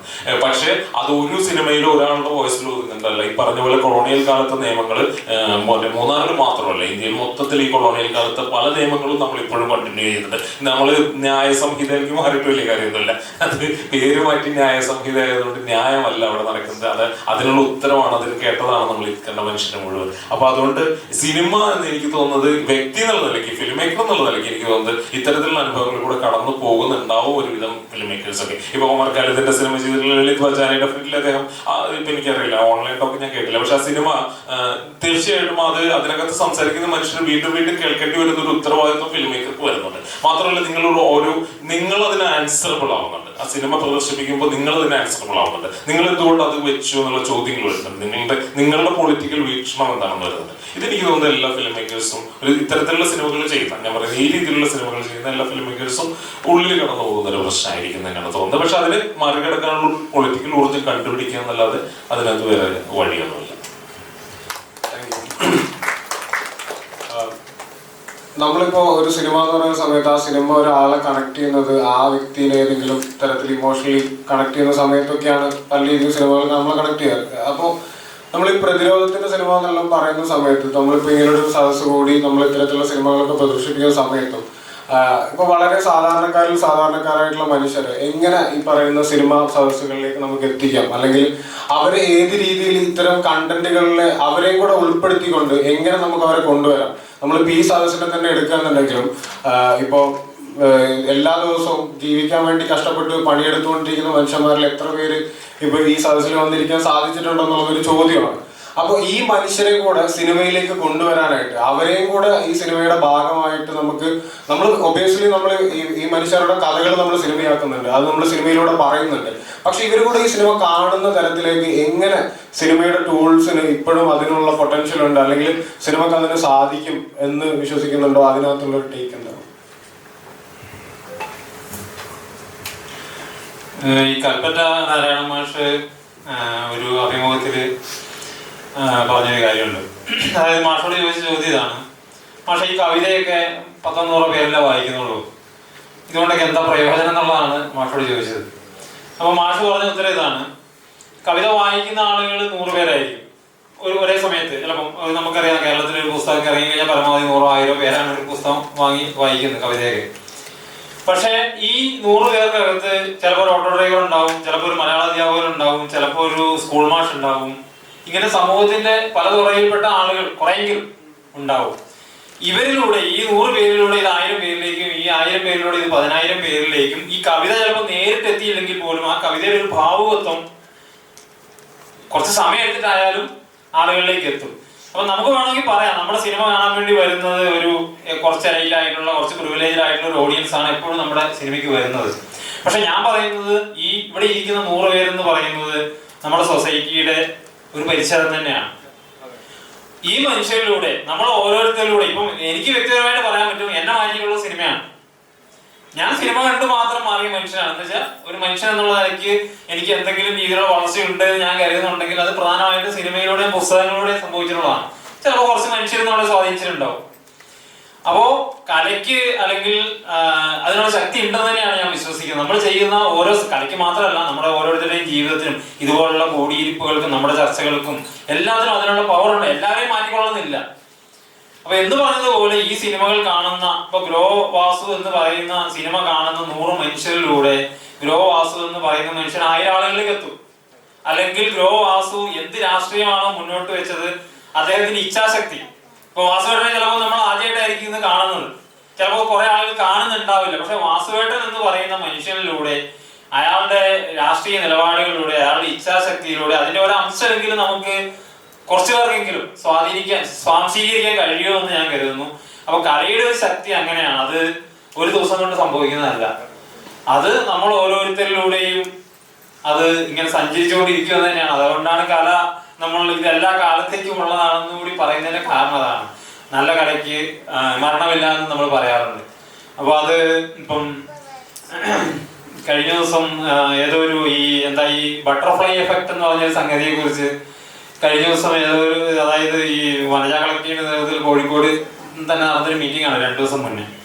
അപ്പൊ അതിലൊരു പെൺകുട്ടി ഈ ബട്ടർഫ്ലൈ എഫക്റ്റിനെ കുറിച്ച് സംസാരിക്കുകയുണ്ടായി. ബട്ടർഫ്ലൈ എഫക്ട് എന്ന് പറഞ്ഞാൽ ഒരു പൂമ്പാറ്റയുടെ ചിറകടി, ആ ചിറകടിക്ക് അതൊരു സയന്റിഫിക് ആയിട്ടുള്ള അല്ലെങ്കിൽ പാരിസ്ഥിതികമായിട്ട് പറയുന്ന ഒരു സംഗതിയാണ്. അപ്പോ അത് പറയാനുള്ള കാരണം എന്താ വെച്ചാല്, ഈ മേരി ക്യൂറി എന്ന് പറഞ്ഞ ആളുണ്ടല്ലോ, മേരി ക്യൂറിയെ കുറിച്ച് ചിലപ്പോൾ ജോർജ് ചേച്ചിക്ക് ഓർമ്മ ഉണ്ടാവും. അതായത് നമ്മുടെ സജാസ്, അതിന്റെ ഡയറക്ടർ ആരാന്ന് എനിക്ക് തോന്നുന്നില്ല, സജാസ് റഹ്മാനാണ് അതിന്റെ ലൈറ്റ് ഡിസൈൻ ചെയ്തത്. ആ നാടകത്തിന്റെ ശാസ്ത്ര സാഹിത്യ പരിഷത്തിന്റെ ഒരു നാടകമാണ്. അപ്പൊ മേരി ക്യൂറിയെ കുറിച്ച് പരിഷത്താണെന്ന് ഞാൻ വിചാരിക്കുന്നു, പരിഷത്തുകാരൊരു നാടകം ചെയ്യുന്നു. ആ നാടകം ഏതാണ്ട് കേരളത്തിലെ മുഴുവൻ ക്യാമ്പസുകളിലൂടെ സഞ്ചരിക്കുന്നു. അവിടെ ഇരുന്ന് സംസാരിച്ച 2 പെൺകുട്ടികൾ ഈ മേരി ക്യൂറി നാടകം കണ്ടിട്ട് നാടകത്തിലേക്ക് വന്ന 2 പെൺകുട്ടികളാണ്. ആലോചിച്ചത്. അപ്പൊ ആ പെൺകുട്ടി പറഞ്ഞതാണ്, ലോകത്തിന്റെ ഏതോ ഒരു കോണിൽ മേരി ക്യൂറി ഉണ്ടായതുകൊണ്ടാണല്ലോ ഈ നാടകം ഉണ്ടായത്. ആ നാടകം ഉണ്ടായതുകൊണ്ടാണല്ലോ എനിക്ക് എന്റെ വീട്ടിൽ നിന്ന് ഇറങ്ങി നാടകത്തിലേക്ക് പ്രവേശിക്കാൻ കഴിഞ്ഞത്. ഇതാണ് യഥാർത്ഥ ബട്ടർഫ്ലൈ എഫക്ട് എന്ന് പറഞ്ഞാൽ കല ചെയ്യുന്ന എഫക്ട് ഈ പൂമ്പാറ്റയുടെ ചെറുകടിയാണെന്ന് തന്നെ ഞാൻ വിശ്വസിക്കുന്നു. നമ്മൾ എവിടെ ഇരുന്നോ ചെയ്യുന്ന ഒരു ചെറിയ ചെറുകടിക്ക് ലോകത്തെ മാറ്റാനുള്ള ശേഷിയുണ്ട്. അത് ഒരു ദിവസം കൊണ്ട് സംഭവിക്കില്ല, പക്ഷെ ലോകം മാറിയേ തീരുമെന്ന് തന്നെ ഞാൻ വിശ്വസിക്കുന്നു. മാഡം ക്യൂറിയെ പറ്റി പറഞ്ഞപ്പോൾ പെട്ടെന്ന് തോന്നിയൊരു കാര്യമാണ്. അതായത് മാഡം ക്യൂറി അവസാനം ക്യാൻസർ വന്നിട്ടാണ് മരിക്കുന്നത് നമുക്കറിയാലോ. അതേ പറ്റിയിട്ടുള്ള ഗവേഷണമായിട്ട് ഒരു കാര്യം എനിക്ക് കൂട്ടിച്ചേർത്ത് പറയുള്ളത്, കലയ്ക്കും ശാസ്ത്രത്തിനും അത് അവനവനെ കൊന്നിട്ടേ ഉണ്ടാവുള്ളൂ. അവനവനോട് ഇങ്ങനെ എന്താ പറയുന്നത്, നിരന്തരം സംഘർഷപ്പെട്ട് മാത്രമേ കലയ്ക്കും ശാസ്ത്രത്തിനും, ലോകത്തെ ഏറ്റവും പ്രധാനപ്പെട്ട ഒന്ന് നമ്മളിപ്പം നമ്മൾ ഈ ആരോഗ്യ രംഗത്ത് ഇപ്പൊ നമ്മൾ നോക്കിക്കഴിഞ്ഞാൽ നമ്മൾക്ക് ഇങ്ങനെ ജീവിച്ചിരിക്കുന്നതിന് കുറേയധികം കാരണങ്ങളായിട്ടുള്ള ചില മെഡിസിൻസ് ഡെവലപ്പ് ചെയ്യുന്നത്, വേണ്ട ഒരു ഓപ്പറേഷൻ അനസ്തീഷ്യ, ഇങ്ങനെ കുറെ കാര്യങ്ങൾ നമ്മളെ ഡെവലപ്പ് ചെയ്തെടുത്തിട്ടുണ്ട്. അത് നമുക്ക് തീർച്ചയായിട്ടും ഒരു ആരോഗ്യ സൗഖ്യമൊക്കെ നമുക്ക് തന്നിട്ടുണ്ട്. അതിലേക്കുള്ള ഗവേഷണ പരമ്പര നോക്കിക്കഴിഞ്ഞാല് ഇതിൽ ഗവേഷണം നടത്തി വളരെ ബ്രൂട്ടലായിട്ടുള്ള ഗവേഷണം നടന്നിട്ടുണ്ട്. അടിമകളായിട്ടും യുദ്ധ തടവുകാരായിട്ടും പിടിച്ചിട്ടുള്ള മനുഷ്യരുടെ ശരീരത്തിൽ കുത്തിവെച്ചും ഇറച്ചിയെടുത്തും തന്നെയാണ് ഈ പല പരീക്ഷണങ്ങളും നടന്നത്. അത് ഒരു ഭാഗത്ത്. അതും അല്ലാതെ തന്നെ ഇതിന്റെ പല ഗവേഷണ ആദ്യകാല മനുഷ്യർ നടത്തിയ പല ഗവേഷണങ്ങളും അവനവന്റെ സ്വന്തം ശരീരത്തെ അറുത്തു മുറിച്ച് മുറിവുണ്ടാക്കി അതിനകത്ത് പല മരുന്നുകളും വെച്ച് കെട്ടി എന്നിട്ട് സ്വയം പഴുപ്പിച്ച് ഒരു മരുന്ന് എഫക്റ്റീവ് ആണോ എന്ന് കണ്ടുപിടിക്കാൻ വേണ്ടി സ്വയം കുത്തി മരുന്ന് അതിലേക്ക് നിറച്ചു നോക്കി സ്വയം പഴുപ്പിച്ചുണ്ടാക്കിയിരുന്നു. അതിങ്ങനെ സ്വയം പഴുപ്പിക്കലും കൂടിയാണ് കല. അതും കൂടി എനിക്ക് കുട്ടിശാസ്ത്രം പറയുന്നത്. കലയുടെ പൊട്ടൻഷ്യൽ എന്ന് പറയുന്നത് നമ്മൾ വിചാരിക്കുന്നതിന് അപ്പുറത്ത് തന്നെയാണെന്ന് ഒന്നുകൂടെ പറയാം.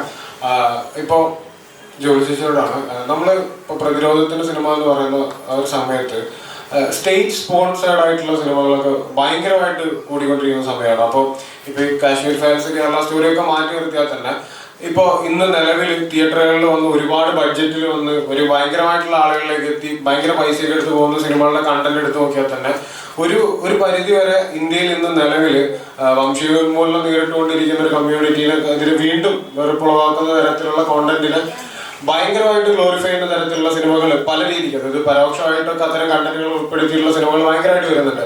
അപ്പൊ ഈ ഒരു സാഹചര്യത്തിൽ നമ്മൾ പ്രതിരോധത്തിന്റെ സിനിമ എന്ന് പറയുന്ന സമയത്ത് ഇതൊരു എക്സിസ്റ്റൻസിന്റെ പ്രശ്നം, അതായത് നമ്മുടെ എക്സിസ്റ്റൻസിനെ തന്നെ ബാധിക്കുന്ന രീതിയിലുള്ള കോണ്ടന്റ്സ് ആണ്. ഇത് എങ്ങനെയൊക്കെ നമ്മുടെ സമൂഹത്തിൽ വർക്ക് ചെയ്യുന്ന നമുക്ക് പറയാൻ പറ്റില്ല. അപ്പോൾ സിനിമ കൊണ്ട് മാത്രം നേരിടുക എന്നുള്ള ഒരു അഭിപ്രായത്തോടുള്ള ടേക്ക് എന്താണ് ഇപ്പൊ ഈ ഒരു സാഹചര്യത്തിൽ? സിനിമ കാണാൻ വരുന്നത് ആരാണ്? ഓഡിയൻസ് എന്ന് പറഞ്ഞാൽ എവിടെയുള്ളവരാണ്. അപ്പോൾ ഒരു സമൂഹത്തില് ഇതെല്ലാം പ്രീ പ്ലാൻഡ് ആണ്, ഇത് പെട്ടെന്ന് സംഭവിക്കുന്നതല്ല. അപ്പോൾ ഒരു സമൂഹത്തില് ഞാനാണ് അധികാരം കൈയാളുന്നത്.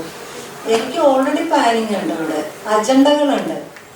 അപ്പൊ ഈ അജണ്ടയ്ക്ക് അകത്ത് എന്തെല്ലാം രൂപപ്പെടണം എന്നുള്ളത് കലയടക്കമുള്ളത് തീരുമാനിക്കപ്പെട്ട് വെച്ചിരിക്കുന്ന ഒരിടത്തിലാണ് നമ്മൾ ഇതിരുന്ന് സംസാരിക്കുന്നത്.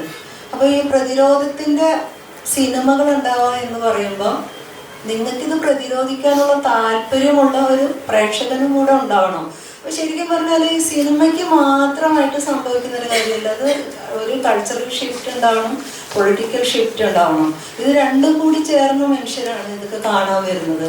അപ്പൊ ഇതിൻ്റെ ഒരു തമാശ എന്താന്ന് വെച്ചാൽ എനിക്കിപ്പോ തോന്നുന്നത് ഓരോ സമയത്ത് ഇപ്പൊ എനിക്കത് ഏറ്റവും കൂടുതൽ ഈ അടുത്ത കാലത്ത് സിനിമയുടെ നല്ല വിമർശനങ്ങൾ എഴുതുന്ന ഒരാളാണ് പ്രതാപ്. അപ്പോൾ അദ്ദേഹത്തിന്റെ ചില നിരീക്ഷണങ്ങൾ എനിക്ക് ഭയങ്കര യോജിപ്പും ഉണ്ടാകാറുണ്ട്, ചിലതിനോടൊക്കെ ചില വിമർശനങ്ങളുണ്ട്.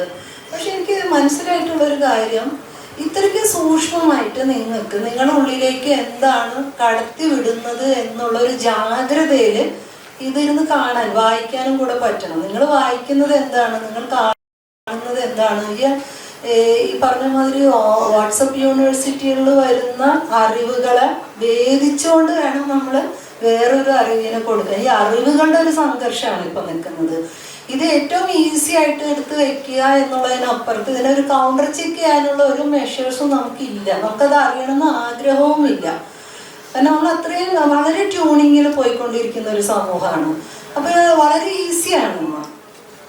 അതായത് ഒന്നെന്ന് പറഞ്ഞാൽ രാഷ്ട്രീയമായ ഒരു മൗഢ്യം നമുക്ക് ബാധിച്ചിട്ടുണ്ട്. ഒരു ജനത എന്നുള്ള രീതിയിൽ നമുക്ക് എന്തിനോടാണ് നമുക്ക് റിവോൾട്ട് ഉള്ളത്? ഇന്ന് റിവോൾട്ട് ചെയ്യപ്പെടേണ്ട ഒരുപാട് വിഷയങ്ങൾ നമ്മുടെ കൺമുന്നിൽ നിരന്തരം സംഭവിക്കുന്നുണ്ട്. ആർക്കെങ്കിലും എന്തെങ്കിലും ഒരു പ്രശ്നമുണ്ട്. ഇന്ന് കേരളത്തിൽ എവിടെയാണ് നിങ്ങൾ എന്തെങ്കിലും ഒരു അടിസ്ഥാന പ്രശ്നത്തിന്റെ പുറത്ത് 4 ആള് കൂടി ചേർന്ന് ഒരു പ്രതിഷേധം രൂപപ്പെടുത്തിയതായിട്ട് നിങ്ങൾ എവിടെയെങ്കിലും പോയി അറിയുന്നുണ്ടോ, കേൾക്കുന്നുണ്ടോ? നമുക്കെന്തോ പ്രതിഷേധിക്കേണ്ടതായിട്ടുള്ള ഒന്നുമേ ഈ ഇന്ത്യ മഹാരാജ്യത്തോ കേരളത്തിലോ സംഭവിക്കുന്നില്ലേ? അപ്പൊ അത്രയും നിസ്സംഗരായിട്ടുള്ള, അത്രയ്ക്കും ഒരു രാഷ്ട്രീയമായ ആന്ധ്യം ബാധിച്ച ഒരു സമൂഹത്തിന്റെ മുന്നില് ഏറ്റവും എളുപ്പത്തിൽ അവരെ പ്ലീസ് ചെയ്യാവുന്ന, അവരെ സുഖിപ്പിക്കാവുന്ന, രസിപ്പിക്കാവുന്ന സിനിമകൾക്കാണ് സാധ്യത. കാരണം ഇന്ന് വയലൻസിനെ ഭീകരമായി കൊണ്ടാടുന്നുണ്ട്. അന്ന് അതേസമയം നിരന്തരം വയലൻസ് നമ്മൾ പേറുന്ന ഒരു സമൂഹം. നമ്മൾ ഈ വയലൻസ് നമുക്ക് മനസ്സിലാക്കാൻ പറ്റുന്നില്ല. എന്തുതരം വയലൻസിലൂടെയാണ് നമ്മൾ ഓരോ ദിവസവും കടന്നു പോകുന്നത് എന്ന് തിരിച്ചറിയാൻ പറ്റാതിരിക്കുകയും അതേസമയം ഭയങ്കരമായിട്ട് കമ്പ്യൂട്ടർ ഗെയിമിനകത്തുള്ള കുട്ടികളുടെ ഒരു ഉത്സാഹം പോലെ ഏത് തരത്തിലുള്ള വയലൻസിനെയും അങ്ങേയറ്റം കൈയടിച്ച് ആനന്ദിക്കുന്നത്. ഞാൻ ഈ അടുത്ത് പണി എന്ന് പറഞ്ഞ സിനിമ പോയിരുന്നു കണ്ടു. ഞാൻ ഭയങ്കര ഷോക്കായിപ്പോയി. കാരണം നിങ്ങളെ അതിനകത്ത് നമുക്ക് ഒരു ഇതുണ്ടാവും, നമുക്കൊരു പ്രതികാരം ചെയ്യുന്നു എന്നുള്ളൊരു സന്തോഷമൊക്കെ വരും. പക്ഷെ നിങ്ങൾ ആർക്കൊപ്പമുള്ള പ്രതികാരത്തിനൊപ്പമാണ് നിങ്ങൾ ഈ കൂവിയാർക്കൽ എന്നുള്ളതാണ്. അതിനകത്ത് നിങ്ങൾക്ക് കൂവിയാർക്കാനും എൻകറേജ് ചെയ്യാനും പറ്റുന്ന വിധത്തിൽ ഏത് പക്ഷത്താണ് ഈ ജനം മുഴുവൻ പങ്കെടുക്കുന്നത് എന്നും കൂടി ആലോചിച്ചപ്പോഴാണ് എനിക്ക് അതിൻ്റെ നമ്മൾ പോകുന്ന ഒരു നിസ്സഹായതയാണോ ഒരു ആദ്യമാണോ എന്ന് എനിക്ക് മനസ്സിലാവുന്നില്ല. അപ്പം ആ രീതിയിലുള്ള ഒരു പ്രേക്ഷകന്റെ മുന്നിലും കൂടിയാണ് നമ്മളൊരു സിനിമ കൊണ്ടുവയ്ക്കേണ്ടത്. സിനിമയ്ക്ക് ഈ പറഞ്ഞ എല്ലാ തരത്തിലുള്ള സാധ്യത സിനിമയ്ക്കെന്നല്ല, ഈവൻ ഞാൻ പറഞ്ഞ സംഭാഷണത്തിൽ ഏർപ്പെടുക. ഞാൻ ഏറ്റവും ഇഷ്ടപ്പെടുന്നത് ആളുകൾ കേൾക്കാനാണ്. എനിക്കും സംസാരിക്കാൻ ഭയങ്കര ഇഷ്ടമാണ്. ഞാൻ ചിലപ്പോഴൊക്കെ എന്തെങ്കിലും രീതിയിൽ എൻ്റെ ചിന്തയിൽ എന്തെങ്കിലും കുടഞ്ഞിട്ട് പോയത് എൻ്റെ മുന്നിലുള്ള മനുഷ്യന്മാരാണ്. അവർ സംസാരിക്കുന്നത് കേട്ടിട്ടൊക്കെയാണ്. അങ്ങനെ എനിക്കൊരു മെന്റർ ലൈക്ക് മനുഷ്യന്മാരൊക്കെ അപൂർവമായിട്ടെങ്കിലും കിട്ടിയിട്ടുണ്ട്. അപ്പോൾ ഇത് തന്നെയാണ് നമുക്ക് തുടങ്ങേണ്ടതെന്ന് തോന്നുന്നു. നമ്മൾ സംഭാഷണത്തിൽ ഏർപ്പെടുക. നിങ്ങളുടെ ക്രൈസിസ് പറയാൻ പറ്റണം. മനുഷ്യന്റെ ക്രൈസിസിനെ എപ്പോഴും എക്സ്പ്രസ് ചെയ്യാൻ പറ്റണം. ആ ക്രൈസിസ് എന്തും ആയിക്കോട്ടെ, ഈ പ്രശ്നത്തെ നിങ്ങൾക്ക് അഡ്രസ്സ് ചെയ്യാൻ, നിങ്ങൾക്ക് പരസ്പരം അഡ്രസ്സ് ചെയ്യാൻ പറ്റുന്നുണ്ടോ? ഇത് നിങ്ങൾക്ക് ഒരു ചർച്ചയ്ക്ക് എടുക്കാൻ പറ്റുന്നുണ്ടോ? ഇങ്ങനെ കൂടി സാധ്യമല്ലാത്ത ഒരു സമൂഹത്തിൽ സിനിമ മാത്രം പ്രതിരോധത്തിന്റെ ഭാഷയായിട്ട് വന്നിട്ട് വലിയ കാര്യമൊന്നുമില്ലെന്നോ. 50 വർഷം കഴിഞ്ഞിട്ട് ചിലപ്പോൾ ഒരാൾ കണ്ടേക്കും, അതല്ലെങ്കിൽ കുറച്ച് പേര് കണ്ടേക്കും. അതല്ലല്ലോ. അപ്പൊ ഈ പ്രതിരോധത്തിന്റെ ഭാഷ സംഭവിക്കേണ്ടത് നമുക്കുള്ളിലാണെന്ന് എനിക്ക് തോന്നുന്നത്. അങ്ങനെ സംഭവിക്കുന്നിടത്ത് സിനിമയ്ക്ക് അത് ഏറ്റെടുക്കാതിരിക്കാൻ പറ്റില്ല. ഇന്ന് 90കളുടെ ശേഷം, അല്ലെങ്കിൽ പ്രത്യേകിച്ചും കളറിൽ വന്നതിന് ശേഷമുള്ള എന്ത് തരത്തിലുള്ള അപജയമാണ്. അപ്പൊ ഇന്ന് നമ്മൾ കൊണ്ടാടുന്ന സിനിമ ഭയങ്കരമായി മാറി എന്നൊക്കെയാണ് പറയുന്നത്. പക്ഷെ എനിക്കിപ്പോഴും അത് ഏത് അടിസ്ഥാനത്തിലാണ് സിനിമ മാറിയെന്ന് എനിക്ക് മനസ്സിലാവുന്നില്ല. അപ്പൊ നമ്മുടെ ഭാവുകത്വം അല്ലെങ്കിൽ നമ്മുടെ ഒരു എസ്തെറ്റിക് അത്രയും താഴ്ന്നു പോയെന്നുള്ളതാണ് എൻ്റെ ഒരു പ്രശ്നം. കാരണം നമ്മൾ പറയുന്ന സിനിമ വല്ലാതെ മാറി. പുതിയ കുട്ടികളായതിന്റെ പുറത്ത് അത് ന്യൂജൻ സിനിമ ആവണമെന്നില്ല. എനിക്ക് തോന്നുന്നത് ഇത് ചെറുപ്പക്കാർ സിനിമ ചെയ്തല്ല ന്യൂജൻ സിനിമ എന്ന് പറയുന്നത്. ന്യൂജൻ എന്ന് പറഞ്ഞ വാക്കിനെ ഞാൻ മനസ്സിലാക്കിയത് അതല്ല. നിങ്ങൾക്ക് പുതുതായിട്ട് എന്തെങ്കിലും ഈ സമൂഹത്തിനോടും കാണിയോടും സംവദിക്കാനുണ്ടാവണം. അത് ഈ സിനിമകൾക്കകത്ത് സംഭവിക്കുന്നുണ്ടോ എന്നുള്ളതാണ്. അപ്പൊ അങ്ങനെയല്ലാത്ത ഒരു പ്രേക്ഷക സമൂഹം കൂടി ഇരിക്കുന്നിടത്താണ് നമ്മൾ സംഭാഷണത്തിൽ ഏർപ്പെടുക എന്നുള്ള കാര്യം വരേണ്ടത്. അതിനെനിക്ക് തോന്നുന്നത് കൃത്യമായിട്ട് ഇതുമാതിരി തന്നെയുള്ള ഈവൻസ് ഉണ്ടാവണം. ഇന്ന് സ്റ്റേറ്റ് ഏറ്റവും കൂടുതൽ ഭയക്കുന്നത് മനുഷ്യന്മാര് ഒന്നിച്ചിരിക്കുന്നതിനെയാണ്, മനുഷ്യന്മാര് പരസ്പരം സംസാരിക്കുന്നതിനാണ്. പക്ഷെ സ്റ്റേറ്റ് ഏറ്റവും കൂടുതൽ ഇഷ്ടപ്പെടുന്നത് നമ്മൾ കലഹിക്കുന്നതാണ്. നിർഭാഗ്യവശാൽ ആ പക്ഷത്തേക്കാണ് നമ്മൾ പോകുന്നത്. അതല്ല, നമ്മൾ ഒന്നിച്ചിരിക്കുക, സംഭാഷണത്തിൽ ഏർപ്പെടുക, നമ്മുടെ എല്ലാ തരത്തിലുള്ള തോട്ട് പ്രോസസ്സിനെ പുറത്തേക്ക് ഇടുക, വെന്റ് ഔട്ട് ചെയ്യുക. അവിടെ നിന്നൊക്കെയാണ് പുതിയ കലയും പാട്ടും ചിരിയും നാടകവും ഒക്കെ ഉണ്ടാവുള്ളൂ, പുതിയ മനുഷ്യനുണ്ടാവുള്ളൂ എന്നാണ് ഞാൻ കരുതുന്നത്. Thank you. രണ്ടുപേരോടും തന്നെയാണ് ചോദിക്കാനുള്ളത്. അപ്പോൾ ഒരു കാലഘട്ടത്തിന് നമ്മൾ പഠിക്കുന്ന സമയത്ത് ആ കാലഘട്ടത്തിൽ വന്നിട്ടുള്ള ആർട്ട് ഫോമിനെ എല്ലാം കൂടെ എടുത്തിട്ടാണ് നമ്മൾ ആ കാലഘട്ടത്തിൽ പഠിക്കുന്നത്. അപ്പോൾ ഈ കാലഘട്ടത്തിൽ ഈ രീതിക്കുള്ള സിനിമകൾ, അതായത് ഇത്തരത്തിൽ എന്തായിരുന്നു ഇന്നത്തെ റിയാലിറ്റീനെ പാഠം മാറ്റി മറിച്ചുകൊണ്ടുള്ള സിനിമകൾ വരാറുണ്ട്, ഇപ്പോൾ കൊമേഴ്ഷ്യൽ സിനിമകളിലാണെങ്കിലും. അപ്പൊ ഇത് ക്രിയേറ്റ് ചെയ്യുന്ന ഒരു ഭീകരാവസ്ഥയുണ്ട്. പിൽക്കാലത്ത് ഇത് എങ്ങനെ റീഡ് ചെയ്യപ്പെടും എന്നുള്ളത് ഇത് ഭയങ്കര സീരിയസ് ആയിട്ട് തന്നെ പരിഗണിക്കേണ്ട ഒരു വിഷയമായിട്ട് തോന്നി. അപ്പോൾ ഇതിനെ കുറച്ചുകൂടെ ഏത് രീതിയിലാണ് ശരിക്കും കാണുന്നത്? എനിക്ക് തോന്നി ഇപ്പം ചേച്ചി പറഞ്ഞ പോലെ തന്നെ സംവാദം എന്നുള്ളതാണ് അതിന്റെ, എനിക്ക് ഇപ്പൊ കുസ്തുകമാണുള്ള പേര്, അത് വളരെ കൃത്യമായിട്ടുള്ളൊരു പേരായിട്ടാണ് എനിക്ക് തോന്നുന്നത്. ഈ സ്റ്റേറ്റ് സ്പോൺസേഡ് സിനിമകളൊക്കെ അങ്ങനെ തന്നെ ഉണ്ടാവുള്ളൂ. അതിനെപ്പറ്റി നമ്മൾ ആശങ്കപ്പെട്ടിട്ട് കാര്യമില്ല. അതവിടെ സംഭവിച്ചോളൂ. ഒരു ഭാഗത്ത് അവർ RRRഉം ഇതൊക്കെ ഉണ്ടാക്കിക്കൊണ്ടിരിക്കുന്നത്, നമ്മൾ നമ്മുടെ സിനിമകൾ ഉണ്ടാക്കിക്കൊണ്ടിരിക്കും. എനിക്ക് വളരെ സിമ്പിളായിട്ടാണ് എനിക്ക് അതായത് ഇത് വളരെ സിമ്പിളായി എന്ന് പറയുമ്പോൾ വളരെ സിമ്പിൾ ആയിട്ടുള്ള കാര്യമല്ല. വലിയൊരു മാസ് ഓഡിയൻസിനെ വലിയ രീതിയിൽ മാനിപ്പുലേറ്റ് ചെയ്തെടുക്കാനും വലിയ രീതിയിൽ പൊളിറ്റിക്കൽ അജണ്ടകളിലേക്ക് കൊണ്ടുപോകാനുമാണ് ഈ സിനിമകൾ സൃഷ്ടിക്കപ്പെടുന്നത്. തിയേറ്ററിൽ വിജയിക്കാത്ത വീര സവർക്കർ കൊണ്ടുപോയിട്ട് ഈ ഫീല് കാണിക്കുന്നു. തിയേറ്ററിൽ ഓടാത്ത കേരള സ്റ്റോറീസിന് കൊണ്ടുപോയിട്ട് ദേശീയോദ്ഗ്രഥന സിനിമയ്ക്കുള്ള അവാർഡ് കൊടുക്കുന്നു. ഇത്തരം സർക്കസുകളും ഇത്തരം തമാശകളൊക്കെ ഒരു ഭാഗത്ത് നടക്കട്ടെ. അത് നടന്നോളും. ഒരിക്കലും നിങ്ങൾ എനിക്ക് ഞാൻ സ്റ്റേറ്റ് നമുക്ക് വേണ്ടി ഭയങ്കരമായിട്ട് ഞാൻ പറഞ്ഞു നിലനിൽക്കുന്ന ബ്രാഹ്മണിക്കായിട്ടുള്ള ഹിന്ദുത്വ ഐഡിയോളജിക്ക് അകത്ത് നിൽക്കുന്ന ഒരു സ്റ്റേറ്റ് എന്ന് പറയുന്നത് വളരെ വെൽഫെയർ സ്റ്റേറ്റ് ആയിട്ട് മനുഷ്യർക്ക് വേണ്ടി വളരെ നന്മ ചെയ്യുമെന്ന് ഞാൻ പ്രതീക്ഷിക്കുന്നില്ല. അങ്ങനെയൊന്നും സംഭവിക്കില്ല. അത് സംഭവിക്കണമെങ്കിൽ അത്തരം ആ ഒരു സ്റ്റേറ്റ് ആയിട്ട് വരയ്ക്കപ്പെടണം. ആ സ്റ്റേറ്റിനെ ഏത് രീതിയിൽ അത് ജനാധിപത്യ ക്രമത്തിലൂടെ ഉണ്ടായിരിക്കുമല്ലോ. നിരന്തരം ഇതിന്റെ ഒരു സത്യാന്വേഷണം എന്താണ്, ഇതിന്റെ യാഥാർത്ഥ്യം എന്താണ്, ഇതെന്താണ്. ഇപ്പൊ നമ്മൾ തന്നെ ഇപ്പൊ ഈ ഖാലിദിന്റെ ഡോക്യുമെന്ററി കാണുമ്പോൾ അതിനകത്ത് തീർച്ചയായിട്ടും ടൈംസ് നൗവിൽ ഇരുന്നിട്ട് ആ മനുഷ്യൻ അയാള് മറ്റേ ഭയങ്കരയുടെ പേരാണ് ഞാൻ പെട്ടെന്ന് മറന്നുപോയി, അയാൾ ഇരുന്ന് പറയുന്നുണ്ട് നിങ്ങൾ ആരത് പറയാം. പക്ഷെ നമുക്കറിയാം ഇത് അപ്പൊ എനിക്ക് തോന്നുന്നത് ഇത് ഒരു ഭാഗത്ത് സംഭവിക്കും. സ്റ്റേറ്റ് തീർച്ചയായിട്ടും ഈ സ്റ്റേറ്റ് സ്പോൺസേർഡ് സാധനങ്ങൾ അല്ലെങ്കിൽ ഈ പറയുന്ന ഈ രീതിയിലുള്ള പൊളിറ്റിക്കൽ പ്രൊപ്പഗാൻഡ സംഗതികൾ എല്ലാ സമയത്തും മനുഷ്യനെ മാനിപ്പുലേറ്റ് ചെയ്യാനായിട്ട് ഉപയോഗിച്ചുകൊണ്ടിട്ടുണ്ട്. അത് ചരിത്രത്തിൽ എല്ലായിടത്തും ഉണ്ട്.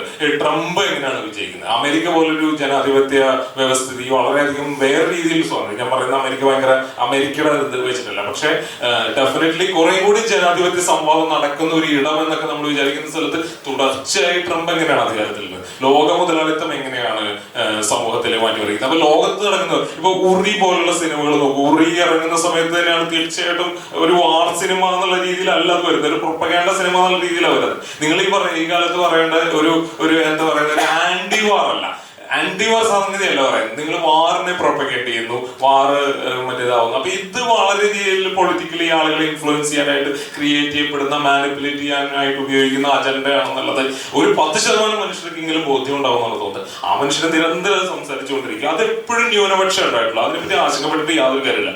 എപ്പോഴും ന്യൂനപക്ഷം ഉണ്ടായിട്ടുള്ളൂ. അപ്പൊ ഞാൻ മണ്ണ് കൊണ്ടുപോയിട്ട് യൂട്യൂബിൽ ഇടുന്ന സമയത്ത് ആകെ 2500 പേരാണ് അത് കണ്ടിട്ടുള്ളത്.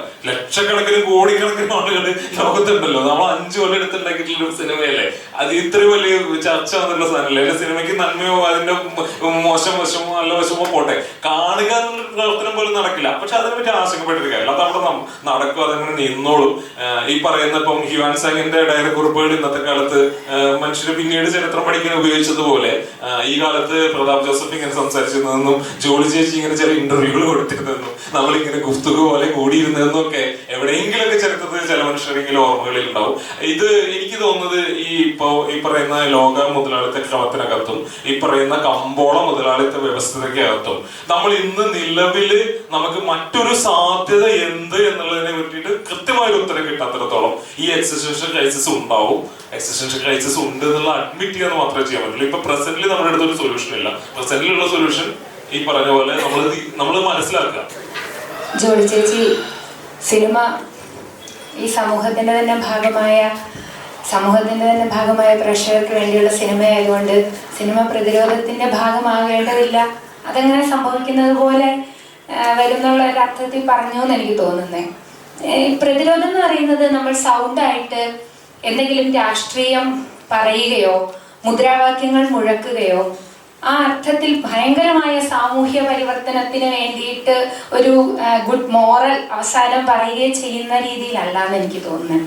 വളരെ നിശബ്ദമായി കാലങ്ങൾ കൊണ്ട് വളരെ പൊളിറ്റിക്കലി വളരെ കറക്റ്റായി ഒരു ഇതിലേക്ക് സിനിമ വന്നത് നമ്മൾ കാണികളും സിനിമയിൽ പ്രവർത്തിക്കുന്നവരും ചെയ്ത പ്രതിരോധത്തിന്റെ ഭാഗമായി തന്നെയാണ്.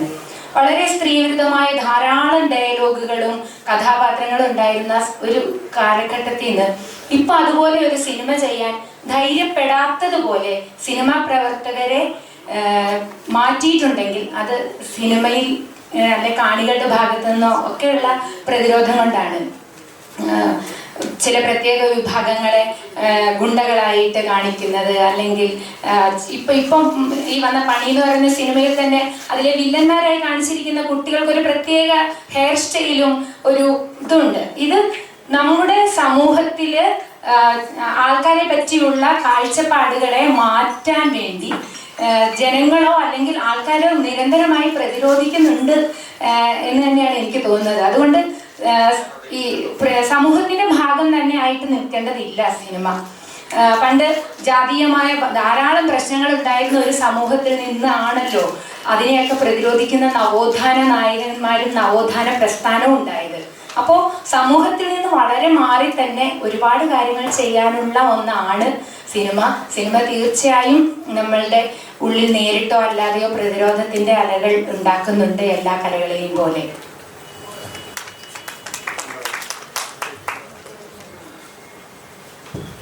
ചോദ്യങ്ങൾ മാക്സിമം ബ്രീഫായിട്ട് ചോദിക്കാൻ വേണ്ടി ശ്രമിക്കാം. നമുക്ക് സമയത്തിൻ്റെ ഒരു പരിമിതിയുണ്ട്.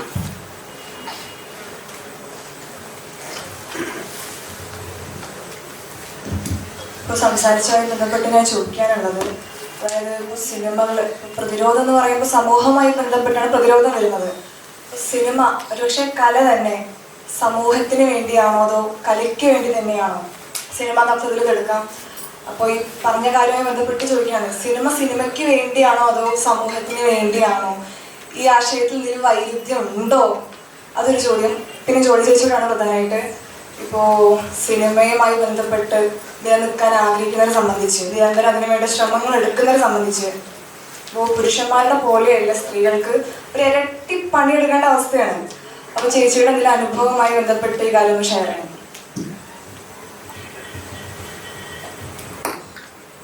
രണ്ടാമത്തെ ചോദ്യത്തിനുള്ള ഉത്തരം പറയാം ഞാൻ. അതായത് എൻ്റെ അനുഭവമായിട്ട് ഞാൻ പറഞ്ഞല്ലോ, ഒന്ന് ഞാൻ ആദ്യമായിട്ട് അസിസ്റ്റന്റ് ഡയറക്ടറായിട്ടാണ് വർക്ക് ചെയ്ത് തുടങ്ങിയത് സിനിമയിൽ. അപ്പോൾ അന്ന് അവർക്ക് സത്യത്തിൽ താല്പര്യമില്ല. അന്ന് എനിക്ക് 42-43 വയസ്സ്. അപ്പോൾ അവർക്കത് താല്പര്യമേ ഇല്ല. അപ്പോൾ അതിൻ്റെ സുഹൃത്തുക്കളാണ് എൻ്റെ സ്ക്രിപ്റ്റ് റൈറ്ററും അതിൻ്റെ ഡയറക്ടറും അതിൻ്റെ കോർഡിനേഷനൊക്കെ ചെയ്യുന്ന ആളുകൾ നമ്മുടെ സുഹൃത്തുക്കളായതുകൊണ്ട് മാത്രമാണ് അവരൊന്ന് ഓക്കെ പറയുന്നത്. അതും മാത്രമല്ല, എനിക്ക് അന്നെന്ന് വെച്ചാൽ അതിന് സാധ്യമാവുന്നത് അന്ന് വെക്കേഷൻ ടൈം ആയതുകൊണ്ട് കുട്ടികൾക്ക് ലീവാണ്. അപ്പോൾ ഒന്ന് ആലോചിച്ചു, നമ്മൾ ഈ വീട് എന്ന് പറഞ്ഞതിൻ്റെ ഒരു എല്ലാ തരത്തിലുള്ള ഇമോഷണൽ ബർഡൻ അടക്കമുള്ളതും നമ്മൾ സ്ത്രീകളുടെ മേലെയാണ്. അപ്പോൾ അന്ന് അത് ചെയ്യാൻ സാധിക്കുന്നത് 2 മാസം വെക്കേഷനാണ്. അപ്പോൾ ഏപ്രിൽ മെയ് മാസങ്ങളിലെ ഷൂട്ട് ചെയ്തുകൊണ്ട് എനിക്ക് കുട്ടികളെ ചേച്ചിയുടെ ചേട്ടൻ്റെ അടുത്ത് ആക്കിയിട്ട് പോകാം എന്നുള്ള ഒരു സാധ്യതയും കൂടെ കണ്ടിട്ടാണ് ഞാൻ അതിന് പോകുന്നത്. അവരപ്പോൾ ആദ്യം പറയുന്നത് താമസിക്കാനുള്ള സ്ഥലമില്ലെന്നാണ് പറയുന്നത്. അപ്പോൾ ഞാൻ അതിന് പരിഹാരം കണ്ടു. എൻ്റെ സിസ്റ്റർ ഇൻ ലോയുടെ വീട്ടിൽ ഞാൻ നിൽക്കാം, അവിടുന്ന് പിക്ക് ചെയ്താൽ മതി എന്ന് പറഞ്ഞു. അപ്പോൾ അത് ഞാൻ തന്നെയാണ് സൊല്യൂഷൻ കാണുന്നത്. കാരണം എനിക്കിതെങ്ങനെ ഒന്ന് പഠിച്ചെടുക്കണം എന്നൊരാഗ്രഹമുണ്ട്. കുറച്ച് ദിവസം കഴിഞ്ഞപ്പോൾ അവർ പറഞ്ഞു അത് ഇച്ചിരി ബുദ്ധിമുട്ടാണ്, കാരണം ഞങ്ങൾക്ക് 1 കിലോമീറ്റർ എക്സ്ട്രാ ഓടണം. അപ്പോൾ ഞാൻ പറഞ്ഞു അങ്ങനെയാണെങ്കിൽ നിങ്ങൾ എനിക്ക് താമസം തരുമോ എന്ന് പറഞ്ഞു. താമസം തരുമ്പോൾ അവർ പറയുന്ന കാര്യം, നിങ്ങൾ സ്ത്രീകളെ എടുക്കാത്തത് അതുകൊണ്ടാണ്, നിങ്ങൾക്ക് ആകുമ്പോൾ ഇൻഡിപെൻഡൻറ്റ് റൂം വേണ്ടേ. ഞാൻ പറഞ്ഞല്ലോ ഞാൻ ഷെയർ ചെയ്തോളാം എന്ന് പറഞ്ഞു. അല്ല അപ്പോൾ ബാക്കി അത് ചെറിയ പിള്ളേരായിരുന്നു, ചേതനയെന്ന് പഠിച്ചിറങ്ങിയ 20-22 വയസ്സായ പിള്ളേരാണ്. ഞാൻ പറഞ്ഞു എനിക്ക് പ്രശ്നമൊന്നുമില്ല, ഡോമിറ്ററി സൗകര്യത്തിൽ ഞാൻ ഓക്കെയാണ്. അല്ലാതെ അവർക്ക് പ്രശ്നമായിരിക്കും. ഞാൻ പറഞ്ഞു ഇതിനെല്ലാത്തിനും സൊല്യൂഷൻ എനിക്ക് കാണാൻ പറ്റില്ല, എന്തായാലും ഞാൻ വർക്ക് ചെയ്ത് തുടങ്ങി, നിങ്ങൾ എനിക്ക് എന്തെങ്കിലും പ്രൊവൈഡ് ചെയ്യണം, അല്ലെങ്കിൽ എന്നെ അവിടെ വന്ന് പിക്ക് ചെയ്യണം. അപ്പം ഇങ്ങനെ ഇതൊരു നിരന്തരം ഡേ ടു ഡേ ഇത് ഒരു സ്ട്രെസ്സാണ്. പിന്നെ വേറെ ഒന്നെന്ന് പറഞ്ഞാൽ നെയിം സേക്കിനാണ് ഇവർ എന്നെ കാണുന്നത്. പക്ഷെ സത്യത്തിൽ എല്ലാ പണി ഏറ്റവും കൂടുതൽ പണി നമ്മൾ എടുക്കുന്നത്. കാരണം നമുക്ക് ഈ നമ്മൾ ഒന്ന് വീടിനെ ഓർഗനൈസ് ചെയ്യുന്ന ഒരു സ്കില്ല് ഡെവലപ്പ് ചെയ്യുമല്ലോ. അപ്പം അതിൻ്റെ ഭാഗമായിട്ട് നമുക്കറിയാം ഇത് പ്രോപ്പർട്ടി ലിസ്റ്റ് കിട്ടുമ്പോഴേക്കും നമുക്ക് സീൻ വായിക്കുമ്പോഴേക്കും നമുക്ക് മനസ്സിലാവും ഇന്നെ പ്രോപ്പർട്ടി വേണം, ഇന്നാണ് നമ്മളുടെ കണ്ടിന്യൂറ്റി ഒക്കെ. അപ്പോൾ അതിൻ്റെ ഒരു ജാഗ്രത എനിക്ക് തോന്നാൻ അത് കൂടുതൽ എനിക്കുണ്ടായിരുന്നു. അപ്പം ഞാനത് പെട്ടെന്ന് ചെയ്യുകയും ചെയ്യും. അപ്പോൾ അതുകൊണ്ട് ഇവർക്കെന്നെ പറഞ്ഞു വിടാനൊന്നും പറ്റുന്നില്ല. പക്ഷെ ഇവരിങ്ങനെ എല്ലാ ദിവസവും ഇങ്ങനെ ഓരോ പ്രശ്നം ഉണ്ടാക്കും. അവസാനം ഞാൻ പറഞ്ഞു എൻ്റെ പെട്ടിയൊക്കെ എടുത്തു. കാരണം എൻ്റെ സുഹൃത്തുക്കൾക്ക് പോലും ഒന്നും പറയാൻ പറ്റുന്നില്ല. അപ്പം എനിക്കിതിനകത്ത് ആരെ പ്രൊഡ്യൂസറിനും ആരെ കൺട്രോളറിനും ഞാൻ അന്വേഷിച്ചിട്ട് പോലുമില്ല. അപ്പോൾ പ്രൊഡ്യൂസർ കം കൺട്രോളറായിട്ടുള്ള ഒരു മനുഷ്യനാണ്. അപ്പം ഞാൻ പറഞ്ഞു ഇത് എന്ത് അവസ്ഥയാണിത്. ഞാനിന്നൊരു കാര്യം തീരുമാനിച്ചു, ഞാൻ എൻ്റെ വീട്ടിൽ നിന്ന് എന്തായാലും പോന്നു, ഇവിടെ വന്നിട്ടുണ്ട്, എനിക്ക് റൂം കിട്ടിയേ പറ്റുള്ളൂ, അല്ലെങ്കിൽ ഞാൻ ഇന്ന് ഈ ലൊക്കേഷനിൽ നിന്ന് വരുന്നില്ല എന്ന് പറഞ്ഞ് 2 പെട്ടിയും പിടിച്ച് ഞാൻ അവിടെ ആ ഗ്രൗണ്ടിലായിരുന്നു. അന്ന് ഔട്ട്ഡോർ ഷൂട്ടാണ്. ഒന്ന് ആലോചിച്ച് നോക്കണം, ഈ മെയ് മാസത്തിലെ ചൂട് പാടാണ്, കാക്കയ്ക്കിരിക്കാൻ തണലില്ല എന്ന് പറഞ്ഞ മാതിരത്ത് അത്രയും പാടത്ത് നമ്മൾ ഈ ഡേ ടു രാവിലെ 5 മണിക്ക് വന്ന് തുടങ്ങിയിട്ട് നൈറ്റ് നമ്മൾ പോകുമ്പോഴാണ് ഈ വർത്താനം ഉണ്ടാകുന്നത്.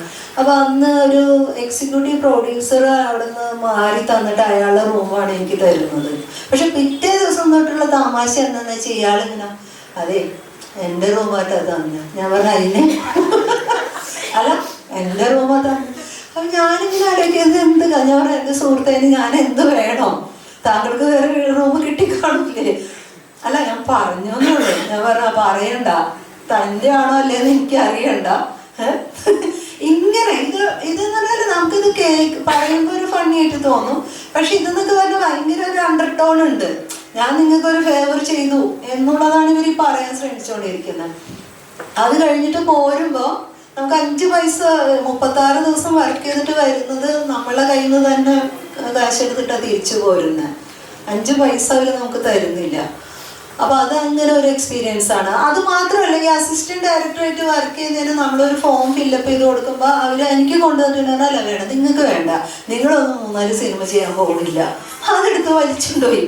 ഞാൻ അതെന്താ, അപ്പം എനിക്ക് മനസ്സിലായില്ല. അപ്പോൾ അതെന്താ വെച്ചാൽ നമ്മൾ ഓരോ സിനിമയും കഴിഞ്ഞാൽ അത് നമുക്കൊരു സർട്ടിഫിക്കറ്റ് തരും. പിന്നെ 3 സർട്ടിഫിക്കറ്റ് ആയാൽ മാത്രമേ നമുക്ക് ഫെഫ്കയിലോ അല്ലെങ്കിൽ മാക്ടയിലോ ഒക്കെ മെമ്പർഷിപ്പിന് എടുക്കാൻ പറ്റുള്ളൂ. പക്ഷെ അവർ തീരുമാനിച്ചു ഞാൻ ഒരിക്കലും ഒരു അസിസ്റ്റന്റ് ഡയറക്ടറുടെ പദവിയിലേക്കൊന്നും പോകാൻ പോകുന്നില്ല. അതുകൊണ്ട് ആ ഫോം എൻ്റെ അടുത്തുനിന്ന് അവരെടുത്തു കൊണ്ടുപോയി. അപ്പോൾ ഇങ്ങനെയാണെന്നു എൻ്റെ ആദ്യ സിനിമ അനുഭവം. എൻ്റെ തമാശ എന്താ വെച്ചാൽ പിന്നീട് ഈ മനുഷ്യൻ തന്നെ പ്രൊഡ്യൂസറായ സിനിമയിൽ ഞാൻ അഭിനയിച്ചിട്ടുണ്ട് കേട്ടോ. അത് വൃത്തിക്ക് കാശൊക്കെ വന്നു. അപ്പം അയാൾക്ക് അതിൻ്റെ ഒരു ഭയങ്കര ചളിപ്പുണ്ട് അങ്ങനെ ഡീൽ ചെയ്തതിലൊക്കെ. അപ്പോൾ ആൾ നല്ല ചേച്ചി അന്ന് പിന്നെ നമ്മൾ ഭയങ്കര ടൈറ്റായിരുന്നു. അതുകൊണ്ട് അത് നിങ്ങൾക്ക് സിനിമക്കാർക്ക് എന്നും ദാരിദ്ര്യമാണല്ലോ എന്ന് പറഞ്ഞു അത് വിട്ടു. അപ്പം ഇതാണ് ഒരു ലൈൻ. കാരണം ആർക്കും ആരോടും ഒരു തരത്തിലും ഒരു റെസ്പോൺസിബിലിറ്റി വേണ്ട എന്ന് പറയുന്ന ലീഡ് ചെയ്യുന്ന മനുഷ്യന്മാരെ മാത്രം അവർ പറയുന്ന കാശ്, അവർ പറയുന്ന സൗകര്യങ്ങൾ, അവർ പറയുന്ന സമയത്ത് ഷൂട്ട്, ഇത്രയും മാത്രം അവർ തീരുമാനിച്ചാൽ മതി. ബാക്കി വരുന്ന ഈ പ്രൊഡക്ഷൻ ബോയ് തൊട്ട് അങ്ങോട്ടുള്ള ആർട്ടിസ്റ്റുകളെ ഒരു പ്രശ്നങ്ങളെയും പരിഗണിക്കേണ്ടതില്ലാത്ത ഒരു ഇടമാണ് ഇന്നും സിനിമ. അതിൽ കുറച്ചൊക്കെ മാറ്റം വന്നെന്ന് പറയുമ്പോൾ 130-200 പടം വരുമ്പോൾ 10 സിനിമയിലൊക്കെയാണ് ഒരു വൃത്തിക്ക് വെടുപ്പിനും ഈ കാര്യങ്ങൾ നടക്കുന്നത്. 150 പടത്തിന് മേലെയും ആളുകളുടെ അവസ്ഥ ഇതൊക്കെയാണ്. അല്ലെങ്കിൽ 190 പടമാണെങ്കിലും ആളുകളുടെ അവസ്ഥ ഇത്. ആർക്കും ശമ്പളമൊന്നും കിട്ടുന്നില്ല. അപ്പൊ നിങ്ങൾക്കൊരു സംഘടന ഉണ്ടെന്ന് വെച്ചാലുണ്ട്. പക്ഷെ ഈ സംഘടന ആർക്കൊപ്പം എന്നുള്ളതാണ്. അപ്പൊ അതിൻ്റെയും കൂടി ഒരു ഭാഗമാണ് ഇന്നിപ്പോ രമ കമ്മിറ്റി വന്നതിന് ശേഷം പരാതി പറഞ്ഞ സ്ത്രീകൾക്കെതിരെയാണ് സംഘടനയൊക്കെ നിൽക്കുന്നത്. പറയുമ്പോൾ ഇവർ പുറത്ത് വന്ന് വലിയ വർത്തമാനമൊക്കെ പറഞ്ഞു. ഞങ്ങളുടെ റൂൾസും റെഗുലേഷൻസും, ഞങ്ങളുടെ മാർഗനിർദ്ദേശങ്ങളൊക്കെ പുറത്തിറക്കിയിട്ടുണ്ട്, ടോൾ ഫ്രീ നമ്പർ ഉണ്ട്, ഞങ്ങൾ വേറെ ഇന്റേണൽ IC ക്രിയേറ്റ് ചെയ്തിട്ടുണ്ട് എന്നെല്ലാം പറഞ്ഞ് ഇവർ പുറമെ വന്ന് വലിയ പ്രസ്താവനയൊക്കെ കൊടുക്കുമ്പോഴും അതിനകത്ത് ഏറ്റവും അണ്ടർ പ്രിവിലേജ്ഡ് ആയിട്ടുള്ള 2-3 സ്ത്രീകൾ കൊടുത്ത പരാതിയുടെ അടിസ്ഥാനത്തിൽ അത് പരിഹരിക്കാതെ മറിച്ച് അവരെ പിരിച്ചുവിടുകയാണ് ചെയ്യുന്നത്. അത് പിരിച്ചുവിടുന്നതിന് അവരോട് കാരണം കാണിക്കൽ നോട്ടീസ് കൊടുത്തിരിക്കുക. അത് 1 ലക്ഷം രൂപയാണ് അവരെ കയ്യിൽ നിന്ന് ഇത് വെച്ചിട്ടുള്ളത്, എന്താ ഫീ ആയിട്ട്, മെമ്പർഷിപ്പ് ഫീ. അതിൽ അവർ കടമൊക്കെ എടുത്തിട്ടാണ് അത് കൊടുത്തിട്ടുള്ളത്. അപ്പോൾ ആ സ്ത്രീകൾ ഇന്ന് കോടതിയെ സമീപിച്ചിട്ടാണ് അവരെ പിരിച്ചുവിടുന്നതിനെതിരെ സ്റ്റേ വാങ്ങിയിട്ടുള്ളത്. അപ്പം ഇന്ന് മലയാള സിനിമ അവിടെ തന്നെയാണ് എത്തി നിൽക്കുന്നത്. അത്രയും സ്ത്രീവിരുദ്ധവും തൊഴിലാളി വിരുദ്ധവുമായിട്ടൊക്കെ തന്നെയാണ് മലയാള സിനിമ എത്തി നിൽക്കുന്നത്. ബാക്കി കലയ്ക്ക് വേണ്ടിയാണെന്നുള്ളത് നമ്മൾ കുറേ കാലമായിട്ട് തന്നെ സംസാരിക്കുന്നതാണ്. ഒന്നുണ്ട്, എനിക്കൊന്ന് ശിവകാമി പറഞ്ഞതുപോലെ തന്നെ നമ്മൾ ഒരുപാട്, ഞാൻ പറഞ്ഞാൽ കംപ്ലീറ്റ്ലി നെഗറ്റീവ് ചെയ്യല്ല, നമ്മൾ മുന്നോട്ട് പോകുന്നുണ്ട്, ഇവോൾവ് ചെയ്ത് വരുന്നുണ്ട്. അതിൻ്റെ കൂടി ഭാഗമായിട്ടാണ് ഈ രാഷ്ട്രീയ ശരികളിലൊക്കെ നമ്മൾ തട്ടിത്തടഞ്ഞ് നിൽക്കുന്നത്. പക്ഷെ ഇതിൻ്റെ പ്രശ്നം എന്താണെന്ന് വെച്ചാൽ നമ്മൾ ഈ മനസ്സിലാക്കുന്ന, അല്ലെങ്കിൽ നമ്മൾ ഈ കമ്മ്യൂണിക്കേറ്റ് ചെയ്യുന്ന ഒരു ചെറിയ ക്രൗഡിനകത്താണ്. അതൊരു ഫ്രിഞ്ച് ഗ്രൂപ്പായിട്ട് തന്നെയാണ് തോന്നുന്നത്. ഭൂരിപക്ഷം വരുന്ന ജനത്തെ സംബന്ധിച്ച് ഇതൊന്നുമല്ല. അപ്പം ഞാൻ വേറെ ഇടങ്ങളിൽ പോകുമ്പോൾ ഞാൻ ആദ്യം കേൾക്കുന്ന ഒരു കാര്യം ഈ രാഷ്ട്രീയ ശരികൾ. ഇന്ന് ഈ കഴിഞ്ഞ ദിവസം കൊല്ലത്തുണ്ടായ ഒരു ഡിസ്കഷനിൽ ശ്രീനാരായണ ഗുരു ഓപ്പൺ യൂണിവേഴ്സിറ്റിയുടെയും ലൈബ്രറി കൗൺസിലിൻ്റെ ഭാഗമായിട്ടുള്ള ഒരു ഫിലിം ഫെസ്റ്റിവലിൻ്റെ ഭാഗമായിട്ട് ഞാൻ പോയപ്പോൾ അവിടെയുള്ള ഇതുപോലെ ഇരുന്ന ആളുകൾ പറയുന്നത്, ഓടനുള്ള ചോദ്യം, നിങ്ങളുടെ മേലൊക്കെ ഇൻവെസ്റ്റ് ചെയ്താൽ എന്താണ് റിട്ടേൺ? അപ്പോൾ നടനല്ലേ കൊടുക്കണ്ടേ? അപ്പോൾ ഒരു മനുഷ്യാവകാശത്തിൻ്റെ പ്രശ്നം, തുല്യ നീതിക്ക് തുല്യ കൂലി എന്നല്ല, തുല്യ ജോലിക്ക് തുല്യ കൂലി എന്നുള്ളതൊക്കെ വിട്. നമുക്കൊരു ജോലി എടുത്താൽ കൂലി എന്നുള്ള ഒരു അവകാശം എന്നുള്ള പ്രശ്നമൊന്നുമല്ല അവർക്ക് വരുന്നത്. നിങ്ങളൊക്കെ ഇൻവെസ്റ്റ് ചെയ്ത് കഴിഞ്ഞാൽ എന്താണ്, എങ്ങനെയാണ് അവർക്ക് തന്നെയല്ലേ കൊടുക്കേണ്ടത്. ഇന്നിപ്പോ ആ നടിക്ക് എത്ര കിട്ടുന്നത്? അപ്പൊ ഈ നടി എന്ന് പറയുന്ന ഒരാള് ഇന്നും സൂപ്പർ സ്റ്റാറാണ്, ലേഡി സൂപ്പർ സ്റ്റാർ ആണെന്ന് പറയുമ്പോഴും ഈ പറഞ്ഞ സൂപ്പർ സ്റ്റാറുകൾക്ക് കിട്ടുന്ന 10-1 അംശം അവർക്ക് ഇപ്പോഴും കിട്ടുന്നില്ല. 1 കോടി പോലും അവർക്ക് കിട്ടുന്നില്ല. പക്ഷേ ഈ സൂപ്പർ സ്റ്റാറുകളുടെ ഒരു ഗ്രാഫ് എടുത്തു കഴിഞ്ഞാൽ 10 കൊല്ലത്തിനിടയിൽ 1 പടമാണ് അവരെ വിജയിച്ചിട്ടുണ്ടാവുക. ഈ സ്ത്രീയുടെ 10 പടം എടുത്തപ്പോൾ അറ്റ്ലീസ്റ്റ് 2-3 പടമാണ് പൊട്ടിയിട്ടുണ്ടാവുക. ഈ കമ്പാരിസൺ ഒന്നും അവിടെ അവർക്ക് ചിലവാകില്ല, അവിടെ വില പോകില്ല. അപ്പൊ അങ്ങനത്തെ ഒരു ഓഡിയൻസിന്റെ ഇടയിൽ തന്നെ ഇരുന്നിട്ട് തന്നെയാണ് നമ്മളപ്പോൾ അവർ ചോദിക്കുന്നത്. പറയുന്ന വേറൊരു സങ്കടം എന്താണെന്ന് വെച്ചാൽ, ഈ പൂമുഖത്ത് നമ്മള് കിണ്ടിയും വെള്ളമൊക്കെ വെച്ച് അരിയിട്ട് വാഴിച്ചിരുന്ന ഒരു സവർണത ഉണ്ടല്ലോ, അത് നമ്മളെല്ലാവരും പൊളിറ്റിക്കൽ കറക്റ്റ്നെസ് പറഞ്ഞ് ഇറക്കി കളഞ്ഞു എന്നുള്ളതാണ് അവരുടെ വേദന. അതായത് ഇത്ര നല്ല പടങ്ങൾ ഉണ്ടായിരുന്നത്, കുടുംബ കഥകൾ പറയുന്ന, അതൊന്നും ഇല്ലാതെ എല്ലാത്ത ഈ പൊളിറ്റിക്കൽ കറക്റ്റ്നെസ് പറഞ്ഞ് ഇതൊന്നും ഇല്ലാതായി എന്ന് വിലപിക്കുന്ന വലിയൊരു സമൂഹം കൂടെ ഉണ്ടെന്ന് ഞാൻ ഭയങ്കര വേദനയോടുകൂടി തിരിച്ചറിഞ്ഞു. അപ്പൊ നമ്മൾ വളരെ കഷ്ടപ്പെട്ട് പൂമുഖത്തുനിന്ന് ഇറക്കി കളയാൻ വിചാരിക്കുന്ന പലതിനെയും തിരിച്ചാനയിക്കണം എന്നുള്ളത് തന്നെയാണ് ബഹുഭൂരിപക്ഷം വരുന്നത്. അവർ കാണുന്നത് സിനിമയ്ക്ക് ചില സമവാക്യങ്ങളുണ്ട്, ഈ ഫോർമുലകളുണ്ട്, അതിനൊത്ത് അത് ഫങ്ഷൻ ചെയ്താലേ അത് വിജയിക്കൂ. അതല്ലാതെ നമ്മൾ ഈ ഫ്രെയിം വർക്ക് മാറ്റുക എന്നുള്ളതൊന്നും ഒരു അജണ്ടയിൽ പോലും ഇല്ല. അപ്പൊ അങ്ങനത്തെ ഒരു ഗതികേട് ഇപ്പോഴും ഉണ്ട് കേട്ടോ. നമ്മളൊരു ചെറിയൊരു ഗ്രൂപ്പിനകത്തിരുന്ന് നമ്മൾ രാഷ്ട്രീയ ശൈലികളെ കുറിച്ച് തർക്കിച്ച് നമ്മൾ മെച്ചപ്പെടുന്നുണ്ടാവാം. പക്ഷെ ഇതെല്ലാം സമൂഹത്തിൽ മൊത്തം അങ്ങനെ ഒരു ചലനം ഉണ്ടാവുന്നുണ്ടോ, പിന്നെ ഒരു ഭയം വന്നിട്ടുണ്ട്. ഇത് പറഞ്ഞുകൂടാ എന്ന്, അത് തമാശ ഇത് അന്ന് മുകേഷ് ഉണ്ടാവുക ഇതില്. അപ്പൊ അയാൾ പറയുന്നത് ബലായി ബംഗ്ലാവോ എന്തോ ഒരു പരിപാടിയിൽ അയാൾ പറയാം, ഞാനിങ്ങനെ ഒരു വാക്ക് പറയുന്നതിന് മുന്നേ 10 വട്ടം അങ്ങനെ ആലോചിക്കും, ഇത് പൊളിറ്റിക്കലി കറക്റ്റ് ആണോ, ഇത് സ്ത്രീ വിരുദ്ധാണോ, ഇത് മറ്റേ വിരുദ്ധാണോ, മറിച്ചേ വിരുദ്ധാണോ. ഞാൻ മനസ്സിലാലോചിച്ചു, അത്രയെങ്കിലും അത്രയേ ഉള്ളൂ ഇപ്പൊ. Okay, thank you. നമ്മുടെ സമയം വളരെ ലിമിറ്റഡ് ആണ്. അപ്പോൾ ഒരൊറ്റ ചോദ്യം. കേരള സ്റ്റോറി, ബാക്കി വേറെ പ്രൊപ്പഗാൻഡ സിനിമാസ് ഉണ്ടല്ലോ. അപ്പൊ ഈ മൂവീസിനെല്ലാം നമ്മളുടെ കൂട്ടത്തിലുള്ള പലരും അതിനെ വിമർശിക്കാറുണ്ട്, ഈ എല്ലാ മൂവീസിനെയും. പക്ഷെ നേരത്തെ സാറ് ഉറീനെ പറ്റി പരാമർശിച്ചായിരുന്നു. അപ്പൊ അതേപോലെ ഈ ഇടയ്ക്കിറങ്ങിയ ഒരു കമേഴ്ഷ്യൽ മൂവിയാണ് അമരൻ. അപ്പൊ അമരൻ സോഷ്യൽ മീഡിയ ഇൻസ്റ്റാഗ്രാമില് മമ്മൂട്ടി എന്ന് പറയുമ്പോ ഹിന്ദു റബേക്ക വർഗീസിനെ വളരെ വൈറലാണ്. പക്ഷെ അതേസമയം ഈ സിനിമയില് ഞാൻ വിശ്വസിക്കുന്നത് ഈ സിനിമ ഒരു പ്രൊപ്പഗാൻഡ സിനിമയാണ്. കാരണം എന്താ വെച്ചാൽ കാശ്മീരിന്റെ മൂവ്മെന്റിന് അവര് ഉയർത്തുന്ന ഏറ്റവും വലിയ മുദ്രാവാക്യം ആസാദിയാണ്. ഈ ആസാദിനെ വളരെ മോശവൽക്കരിക്കുകയും അതേസമയം സെക്യുലർ എന്ന് നമ്മൾ വിശ്വസിക്കുന്ന ഇന്ത്യയിലെ ഒരു ആർമി യൂണിറ്റ്, രാഷ്ട്രീയ റൈഫിൾസിന്റെ വാർ ക്രൈ ബജ്രംഗ് ബലി കി ജയ് ആണ്. ഈ സിനിമയിൽ 3 വട്ടമാണ് ബജ്രംഗ് ബലി കി ജയ് എന്ന് ഇതിന്റെ നടനായിട്ടുള്ള ശിവകാർത്തികൻ വിളിച്ചു പറയുന്നത്. അപ്പൊ ഒരു സൈഡിൽ ആസാദിനെ വളരെ മോശവൽക്കരിക്കുന്നു, ഇവിടെ ഹിന്ദുത്വ മുദ്രാവാക്യമായിട്ടുള്ള ബജ്രംഗ് ബലിനെ വിളിക്കുന്നു. അപ്പൊ ഇത്തരത്തിലുള്ള സിനിമകളെ നമ്മൾ ഉൾപ്പെടെയുള്ള ഓഡിയൻസ് വിമർശിക്കാൻ മടിക്കുന്നത് പട്ടാളം സിനിമയിൽ ഉള്ളതുകൊണ്ടാണോ? നമ്മളുടെ ദേശീയത പുറത്ത് വരുന്നതല്ലേ? ഇതിലൂടെ നമ്മൾ അറിയാണ്ട് നമ്മളുടെ ദേശീയത പുറത്ത് വരുന്നതല്ലേ? ഞാൻ ഈ പറയുന്ന സിനിമ. ഹലോ സുഹൃത്തുക്കളെ, ഞാൻ ഇറങ്ങാണ്, മുഴുവൻ നിൽക്കുന്നില്ല. ഈ അമരൻ സിനിമ ഒന്ന് ഡിസ്കസ് ചെയ്യണം. ഞാനത് കാണാൻ പറ്റാതെ നിർത്തിവെച്ച് കളഞ്ഞു. ഇതേ പ്രശ്നം ഫീൽ ചെയ്തിരുന്നു. Thank you.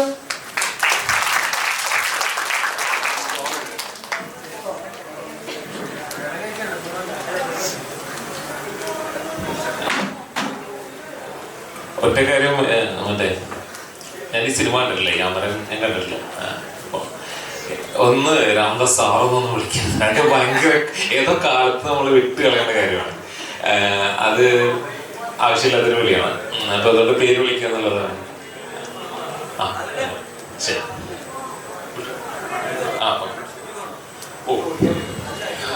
ഒരു മിനിറ്റ്. KL 11BM2855 ഈ വണ്ടിയുടെ ഉടമസ്ഥരോടുണ്ടെന്നുണ്ടെങ്കിൽ എത്ര പെട്ടെന്ന് മാറ്റണം? ഞാൻ സമയക്കുറവുണ്ടെന്ന് പറഞ്ഞുകൊണ്ട് വളരെ പെട്ടെന്ന് ഉത്തരത്തിൽ കയറാം.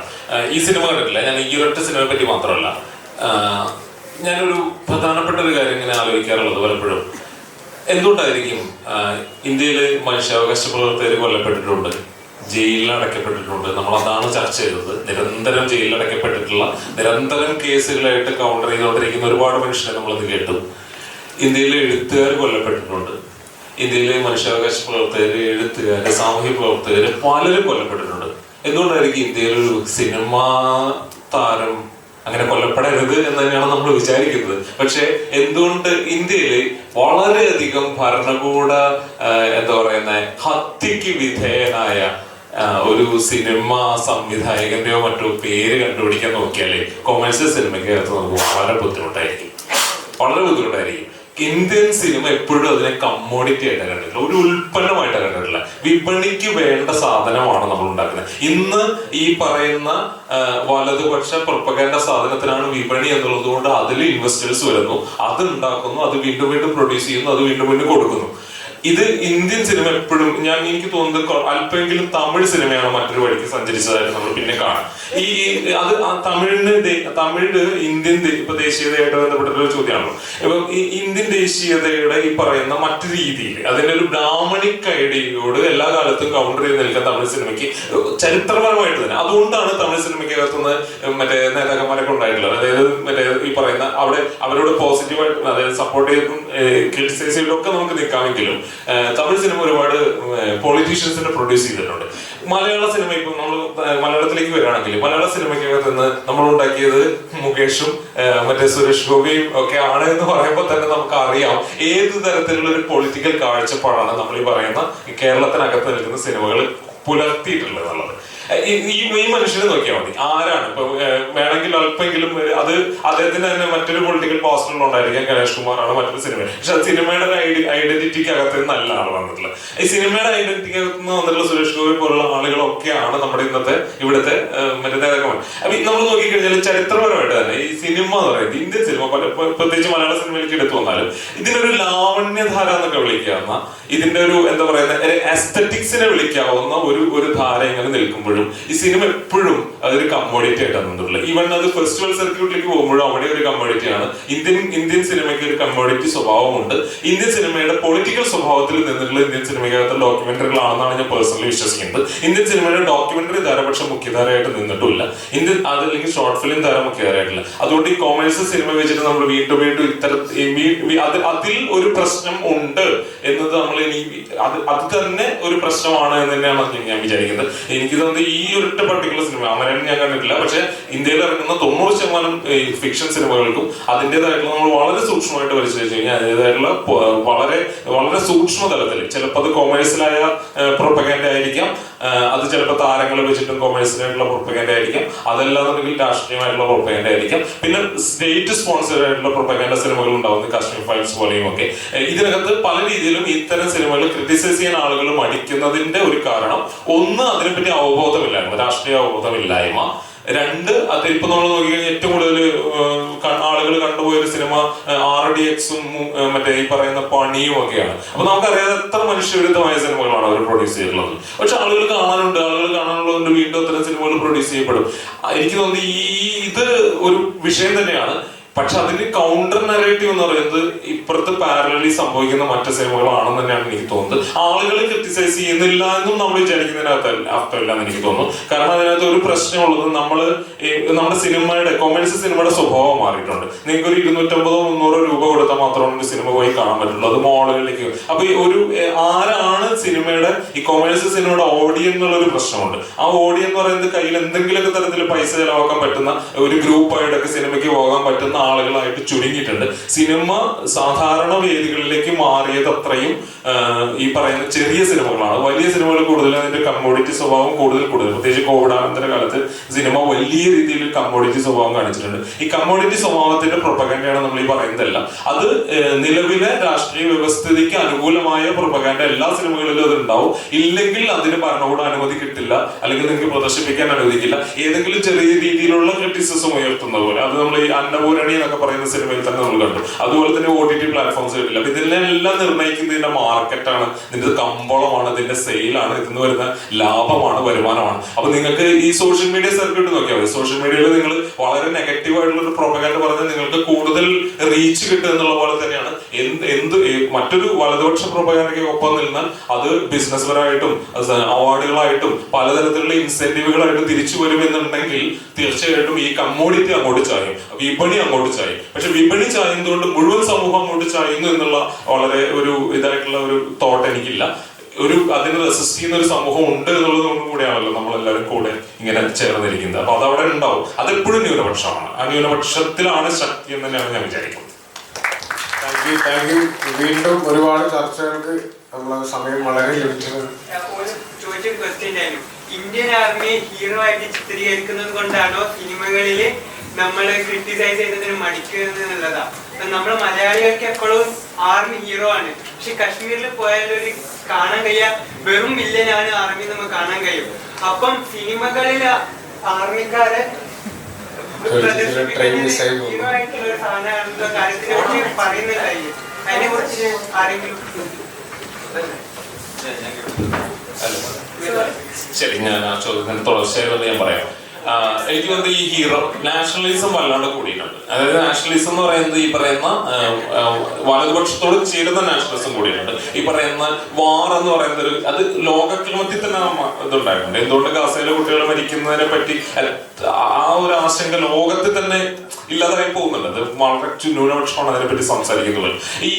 എനിക്ക് തോന്നുന്നത് ആളുകൾ ഭയം എന്ന് പറയുന്നത് തീർച്ചയായിട്ടും ഉണ്ട്. പറയുന്നത് തുറന്നു പറയുന്നതിനകത്ത് ഭയം അവിടെ നിൽക്കുന്നുണ്ട്. പക്ഷെ ആളുകൾക്ക് ഇതിന്റെ ഒരു പ്രശ്നം മനസ്സിലാവുന്നുണ്ടോ എന്നുള്ളത് കൂടെ എനിക്കൊരു സംശയമുണ്ട്. അതായത് കൃത്യമായിട്ട് മനസ്സിലാകാത്തത് കൊണ്ട് പറയാതിരിക്കുന്നതാണോ എന്നൊരു പ്രശ്നം കൂടി എനിക്ക് തോന്നുന്നുണ്ട്. കാരണം കാലങ്ങളായിട്ട് ഇപ്പൊ നമ്മുടെ മൊത്തം ഇന്ത്യയിലെ ഒരു കാലഘട്ടത്തെ സിനിമകൾ എടുത്തു കഴിഞ്ഞാൽ 70-ലും 80-ലും ഇന്ത്യ പാക് വാറൊക്കെ ഉണ്ടായ സമയങ്ങളിലൊക്കെ ഉണ്ടായി വന്നിട്ടുള്ള സിനിമകളെല്ലാം ഈ പറയുന്ന വേറെ രീതിയിലുള്ള ഈ പറയുന്ന ഹീറോയിക്, അത് മാത്രമല്ല നമ്മൾ നോക്കിക്കഴിഞ്ഞാൽ നമ്മളിപ്പോഴും രാമായണം മഹാഭാരതം സീരിയലുകളിലൊക്കെ നമ്മൾ പലപ്പോഴും അത് ഹിന്ദുത്വ ഐഡിയോളജിയുടെ പല രീതിയിലുള്ള ഇതായിട്ട് വിമർശിക്കും. പക്ഷെ ആ സമയത്ത് നമ്മൾ നോക്കിക്കഴിഞ്ഞാൽ ഈ വാർ റിലേറ്റഡ് ആയിട്ടുള്ള സീരിയലുകൾ ദൂരദർശൻ പ്രൊഡ്യൂസ് ചെയ്തിട്ടുണ്ട്. നമ്മളത് കാണാതെ പോകുന്നുണ്ട്. എല്ലാം കൂടെ ഒന്നിച്ച വരുന്നത്. അപ്പൊ ഞാൻ ആനന്ദപടവത്തിന്റെ ഒരു ടോക്ക് കേൾക്കരുത്, ടോക്കല്ല, ഞാൻ 92-ലോ 93-ലോ അത് ഞാൻ വിദ്യാർത്ഥി കാലഘട്ടത്തിൽ വായിച്ചൊരു ലേഖനമാണ്.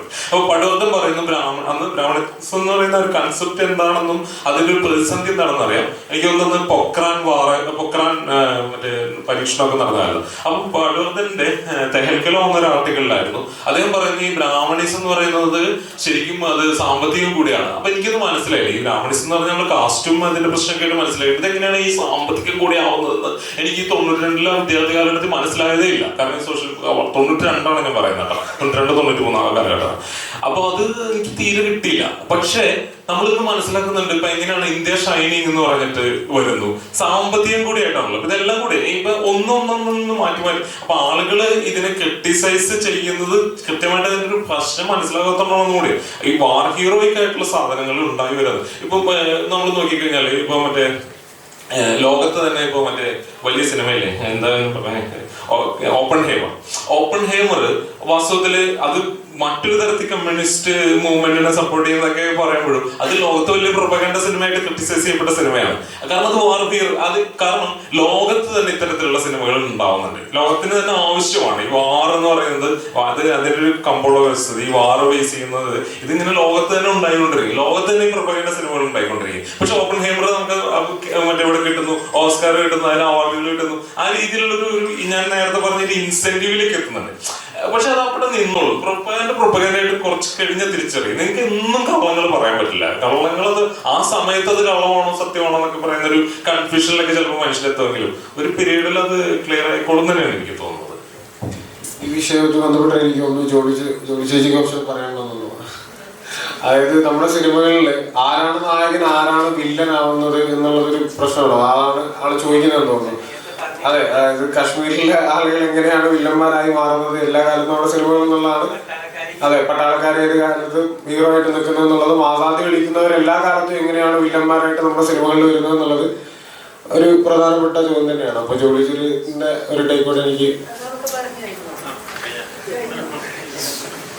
അവിടെ ഒരു ചോദ്യമുണ്ടോ? മൈക്ക് കൊടുക്കുക.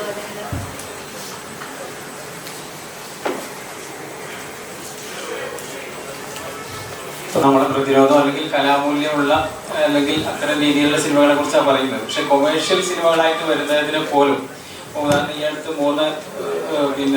പ്രഖ്യാപിച്ച 3 സിനിമകളായിരുന്നു. ഒന്ന് വാരികുന്നത്ത്, സുൽത്താൻ വാരികുന്നത്ത്, പിന്നെ അഹമ്മദാജിയെ കുറിച്ചുള്ള ചിത്രം. അപ്പോൾ അത് റിവ്യൂസ് എഴുതാൻ പറ്റൂല. അങ്ങനെയാണെങ്കിൽ പൃഥ്വിരാജ് പിന്മാറും. അതോടൊപ്പം തന്നെ കതിരവൻ, നമ്മുടെ അരുൺ രാജിൻ്റെ അയ്യങ്കാളിയുടെ സിനിമ, അതൊക്കെ ബിഗ് ബഡ്ജറ്റ് കൊമേഴ്ഷ്യൽ സിനിമകളാണ്. അപ്പോൾ അത് അപ്പോൾ മമ്മൂട്ടി കഴിഞ്ഞ ദിവസമായിരുന്നു പിന്മാറി. അപ്പം അതോടൊപ്പം തന്നെ ഗോത്രവർഗക്കാരിയായിട്ടുള്ള ലീല സന്തോഷ് കരിന്തണ്ടൻ വരെയാണ്. അപ്പോൾ അതും ലീല സന്തോഷ് സംവിധാനം ചെയ്യാൻ പാടില്ല, ഒരു ഗോത്രവർഗക്കാരിയാണ്. അപ്പോൾ കൊമേഴ്ഷ്യൽ സിനിമകളെ പോലും കാരണം ലീല സന്തോഷിന്റെ മുന്നിൽ നിന്ന് അഭിനയിക്കേണ്ടി വരുമല്ലോ. അതോടൊപ്പം തന്നെ ഇത്തരത്തിലൊക്കെ മാർജിനലൈസ് ചെയ്യുന്നത് കൊമേഴ്ഷ്യൽ സിനിമകളിൽ പോലും ഉണ്ട്. ഇപ്പോൾ കഴിഞ്ഞ മാസമാണ്, എന്ത് കാരണമാണ് നമുക്കറിയില്ല, പക്ഷെ എന്നാലും നമ്മളിതിനെ വായിക്കും അങ്ങനെ കൂടി ഇല്ല എന്നുള്ളൊരു ചോദ്യമാണ്.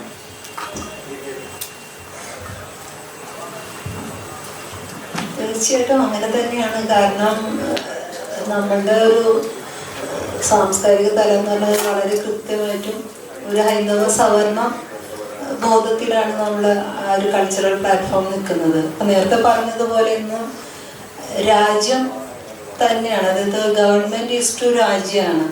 അപ്പോൾ നേരത്തെ പറഞ്ഞതുപോലെ നിങ്ങൾ മിലിറ്ററി എന്ന് പറയുന്നത് അല്ലെങ്കിൽ മെഷീനറി, ഗവൺമെൻറ് മെഷീനറി എന്ന് പറയുന്നത് എല്ലാം തന്നെ അതെനിക്ക് തോന്നുന്നു അവിടെ മാത്രമാണ്. അപ്പം ഇന്ന് നമ്മളിപ്പോൾ നമ്മളുടെ ഇവിടെ തന്നെ പോലീസ് സേന പോകുന്നത്, അയ്യപ്പൻ ക്ഷേത്രത്തിലേക്കൊക്കെ പോകുന്നത് പൂജയൊക്കെ ചെയ്തിട്ടാണല്ലോ. ഈ 2 കൊല്ലമായിട്ട് കേരളത്തിൽ നമ്മൾ കണ്ടുകൊണ്ടിരിക്കുന്ന ഒരു കാര്യമാണ്. അപ്പോൾ കുറേ കൂടി മതാത്മകമായിട്ട് സമൂഹം മാറിക്കൊണ്ടിരിക്കുന്നുണ്ട്. അപ്പോൾ ശരിക്കും പറഞ്ഞാൽ ഹൈന്ദവ ബിംബങ്ങളെ അല്ലെങ്കിൽ ഒരു മേൽക്കോയ്മ സംസ്കാരത്തെ ഏറ്റെടുക്കുന്നതിലൂടെ നമ്മൾ അധികാരത്തിനൊപ്പമാണ് എന്ന് ഉറപ്പിക്കലാണ്. പിന്നെ നമ്മുടെ ഒരു തെറ്റിദ്ധാരണയാണ്, ലോകം മൊത്തം തന്നെ വലതുപക്ഷത്തേക്ക് പോയി. ഇടതുപക്ഷം എന്ന് പറഞ്ഞ ഒരു പക്ഷം തന്നെ വളരെ ചുരുങ്ങിക്കൊണ്ടിരിക്കുന്ന ഒരു കാലമാണ്. അപ്പോൾ നമ്മളൊരു എന്തോ ഒരു അബദ്ധമായിട്ട് നമ്മളിങ്ങനെ ചിന്തിച്ചുകൊണ്ടിരിക്കണം, നമ്മളൊക്കെ ഇടതുപക്ഷത്താണ്, ഇടതുപക്ഷ സ്കൂൾ ഓഫ് തോട്ട്സ് ആണ്. ഇല്ല, നോക്കിക്കഴിഞ്ഞാൽ വലതുപക്ഷത്തേക്ക് മാറുകയും അതിൻ്റെ തന്നെ ചലനങ്ങൾ കുറേ കൂടി വേഗത്തിലാവുന്നുണ്ട്.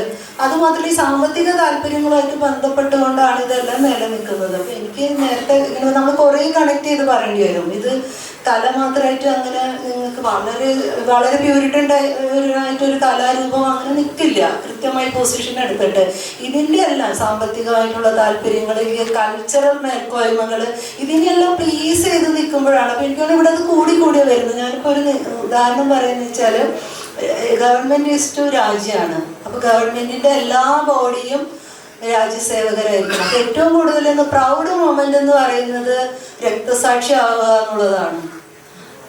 മനസ്സിലായോ? അപ്പോൾ രക്തസാക്ഷി ആവുന്ന പറഞ്ഞാൽ ഇന്ന് ഏറ്റവും കൂടുതൽ നമുക്ക് സേനയുടെ രക്തസാക്ഷിത്വം എന്ന് പറയുന്നത് ഭയങ്കര ഗംഭീരമായിട്ട് കൊണ്ടാടുന്നുണ്ട്. എനിക്ക് ഈ സിനിമയിൽ ഞാനിത് മുഴുവൻ ചർച്ചകളിൽ അവരുടെ ഒരു പ്രശ്നം എനിക്ക് തോന്നിയത്, ഒന്ന് അഫ്സൽ ഗുരുവിൻ്റെ ഒരു മരണത്തിന് ഭയങ്കരമായിട്ട് ടെററൈസ് ചെയ്തിട്ടാണ് ആ സിനിമ മൊത്തം കാണിക്കുന്നത്. മാത്രമല്ല നമ്മൾ ഈ കുരുതി സ്വയം ബലിയാവുക. അപ്പം എനിക്ക് ഒരേപോലെ തന്നെ സ്വാതന്ത്ര്യത്തിന് വേണ്ടി പോരാടുന്ന ജനതയും സ്വാതന്ത്ര്യം സംരക്ഷിക്കാൻ എന്ന വ്യാജേന അല്ലെങ്കിൽ ആ ഒരു ബോധത്തിൽ നിലനിൽക്കുന്ന ഒരു സേനയും ഒരേപോലെ എനിക്ക് തോന്നുന്നു ഹോമോസാക്കേഴ്സ് ആണ് തോന്നുന്നത്, ബലിയാടുകൾ തന്നെയാണെന്നാണ് എനിക്ക് തോന്നുന്നത്. ഭാരതത്തിലും കൂടി നമ്മൾ ആ വായനേനെ മനസ്സിലാക്കി എടുക്കണം. അതല്ലാതെ വളരെ കൃത്യമായിട്ട് സേന മൊത്തം, പക്ഷെ ഈ സേനയെ അങ്ങനെ നിർത്തുക എന്നുള്ള ഒരു കളി നടക്കുന്നുണ്ട്. നമുക്കറിയാം ആരായിരിക്കും പോകുന്നതെന്നുള്ളതാണ്. അവരിനി അത് മാത്രമല്ല, അതിനകത്ത് അവർ സിവിലിയൻസിനെയാണ് ഉപയോഗിക്കുന്നത് വളരെ ഭംഗിയായിട്ട്.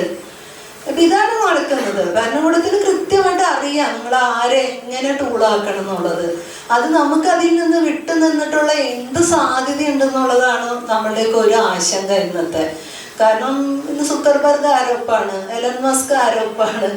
നമ്മളിത് പറയുമ്പോൾ നമുക്ക് ഭയങ്കര സ്വാതന്ത്ര്യമുണ്ട്, നമ്മളിങ്ങനെ ഇൻഫർമേഷൻ്റെ ലോകത്ത് ഇങ്ങനെ നിന്ന് ഭയങ്കര രസമായിട്ട് ഇല്ല, ഒന്നുമില്ല.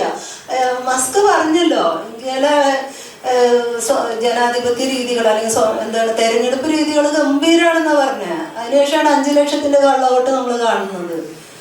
സുക്കർബർഗ് എന്ത് പൊസിഷൻ എടുക്കുന്നത്? ഒരു പോസ്റ്റ് നമുക്ക് ഇടാൻ പറ്റില്ല, അപ്പൊ അത് മുങ്ങി. നമ്മള് ഭയങ്കര ഓഫൻസീവ് ആയിട്ടുള്ള ഒരു കാര്യം ചെയ്തു എന്ന് പറയുന്നത്. അപ്പൊ ഇങ്ങനെ വളരെ രസകരമായതും ഒരു യുദ്ധത്തിലാണ് നമ്മൾ എല്ലാ കാലത്തും.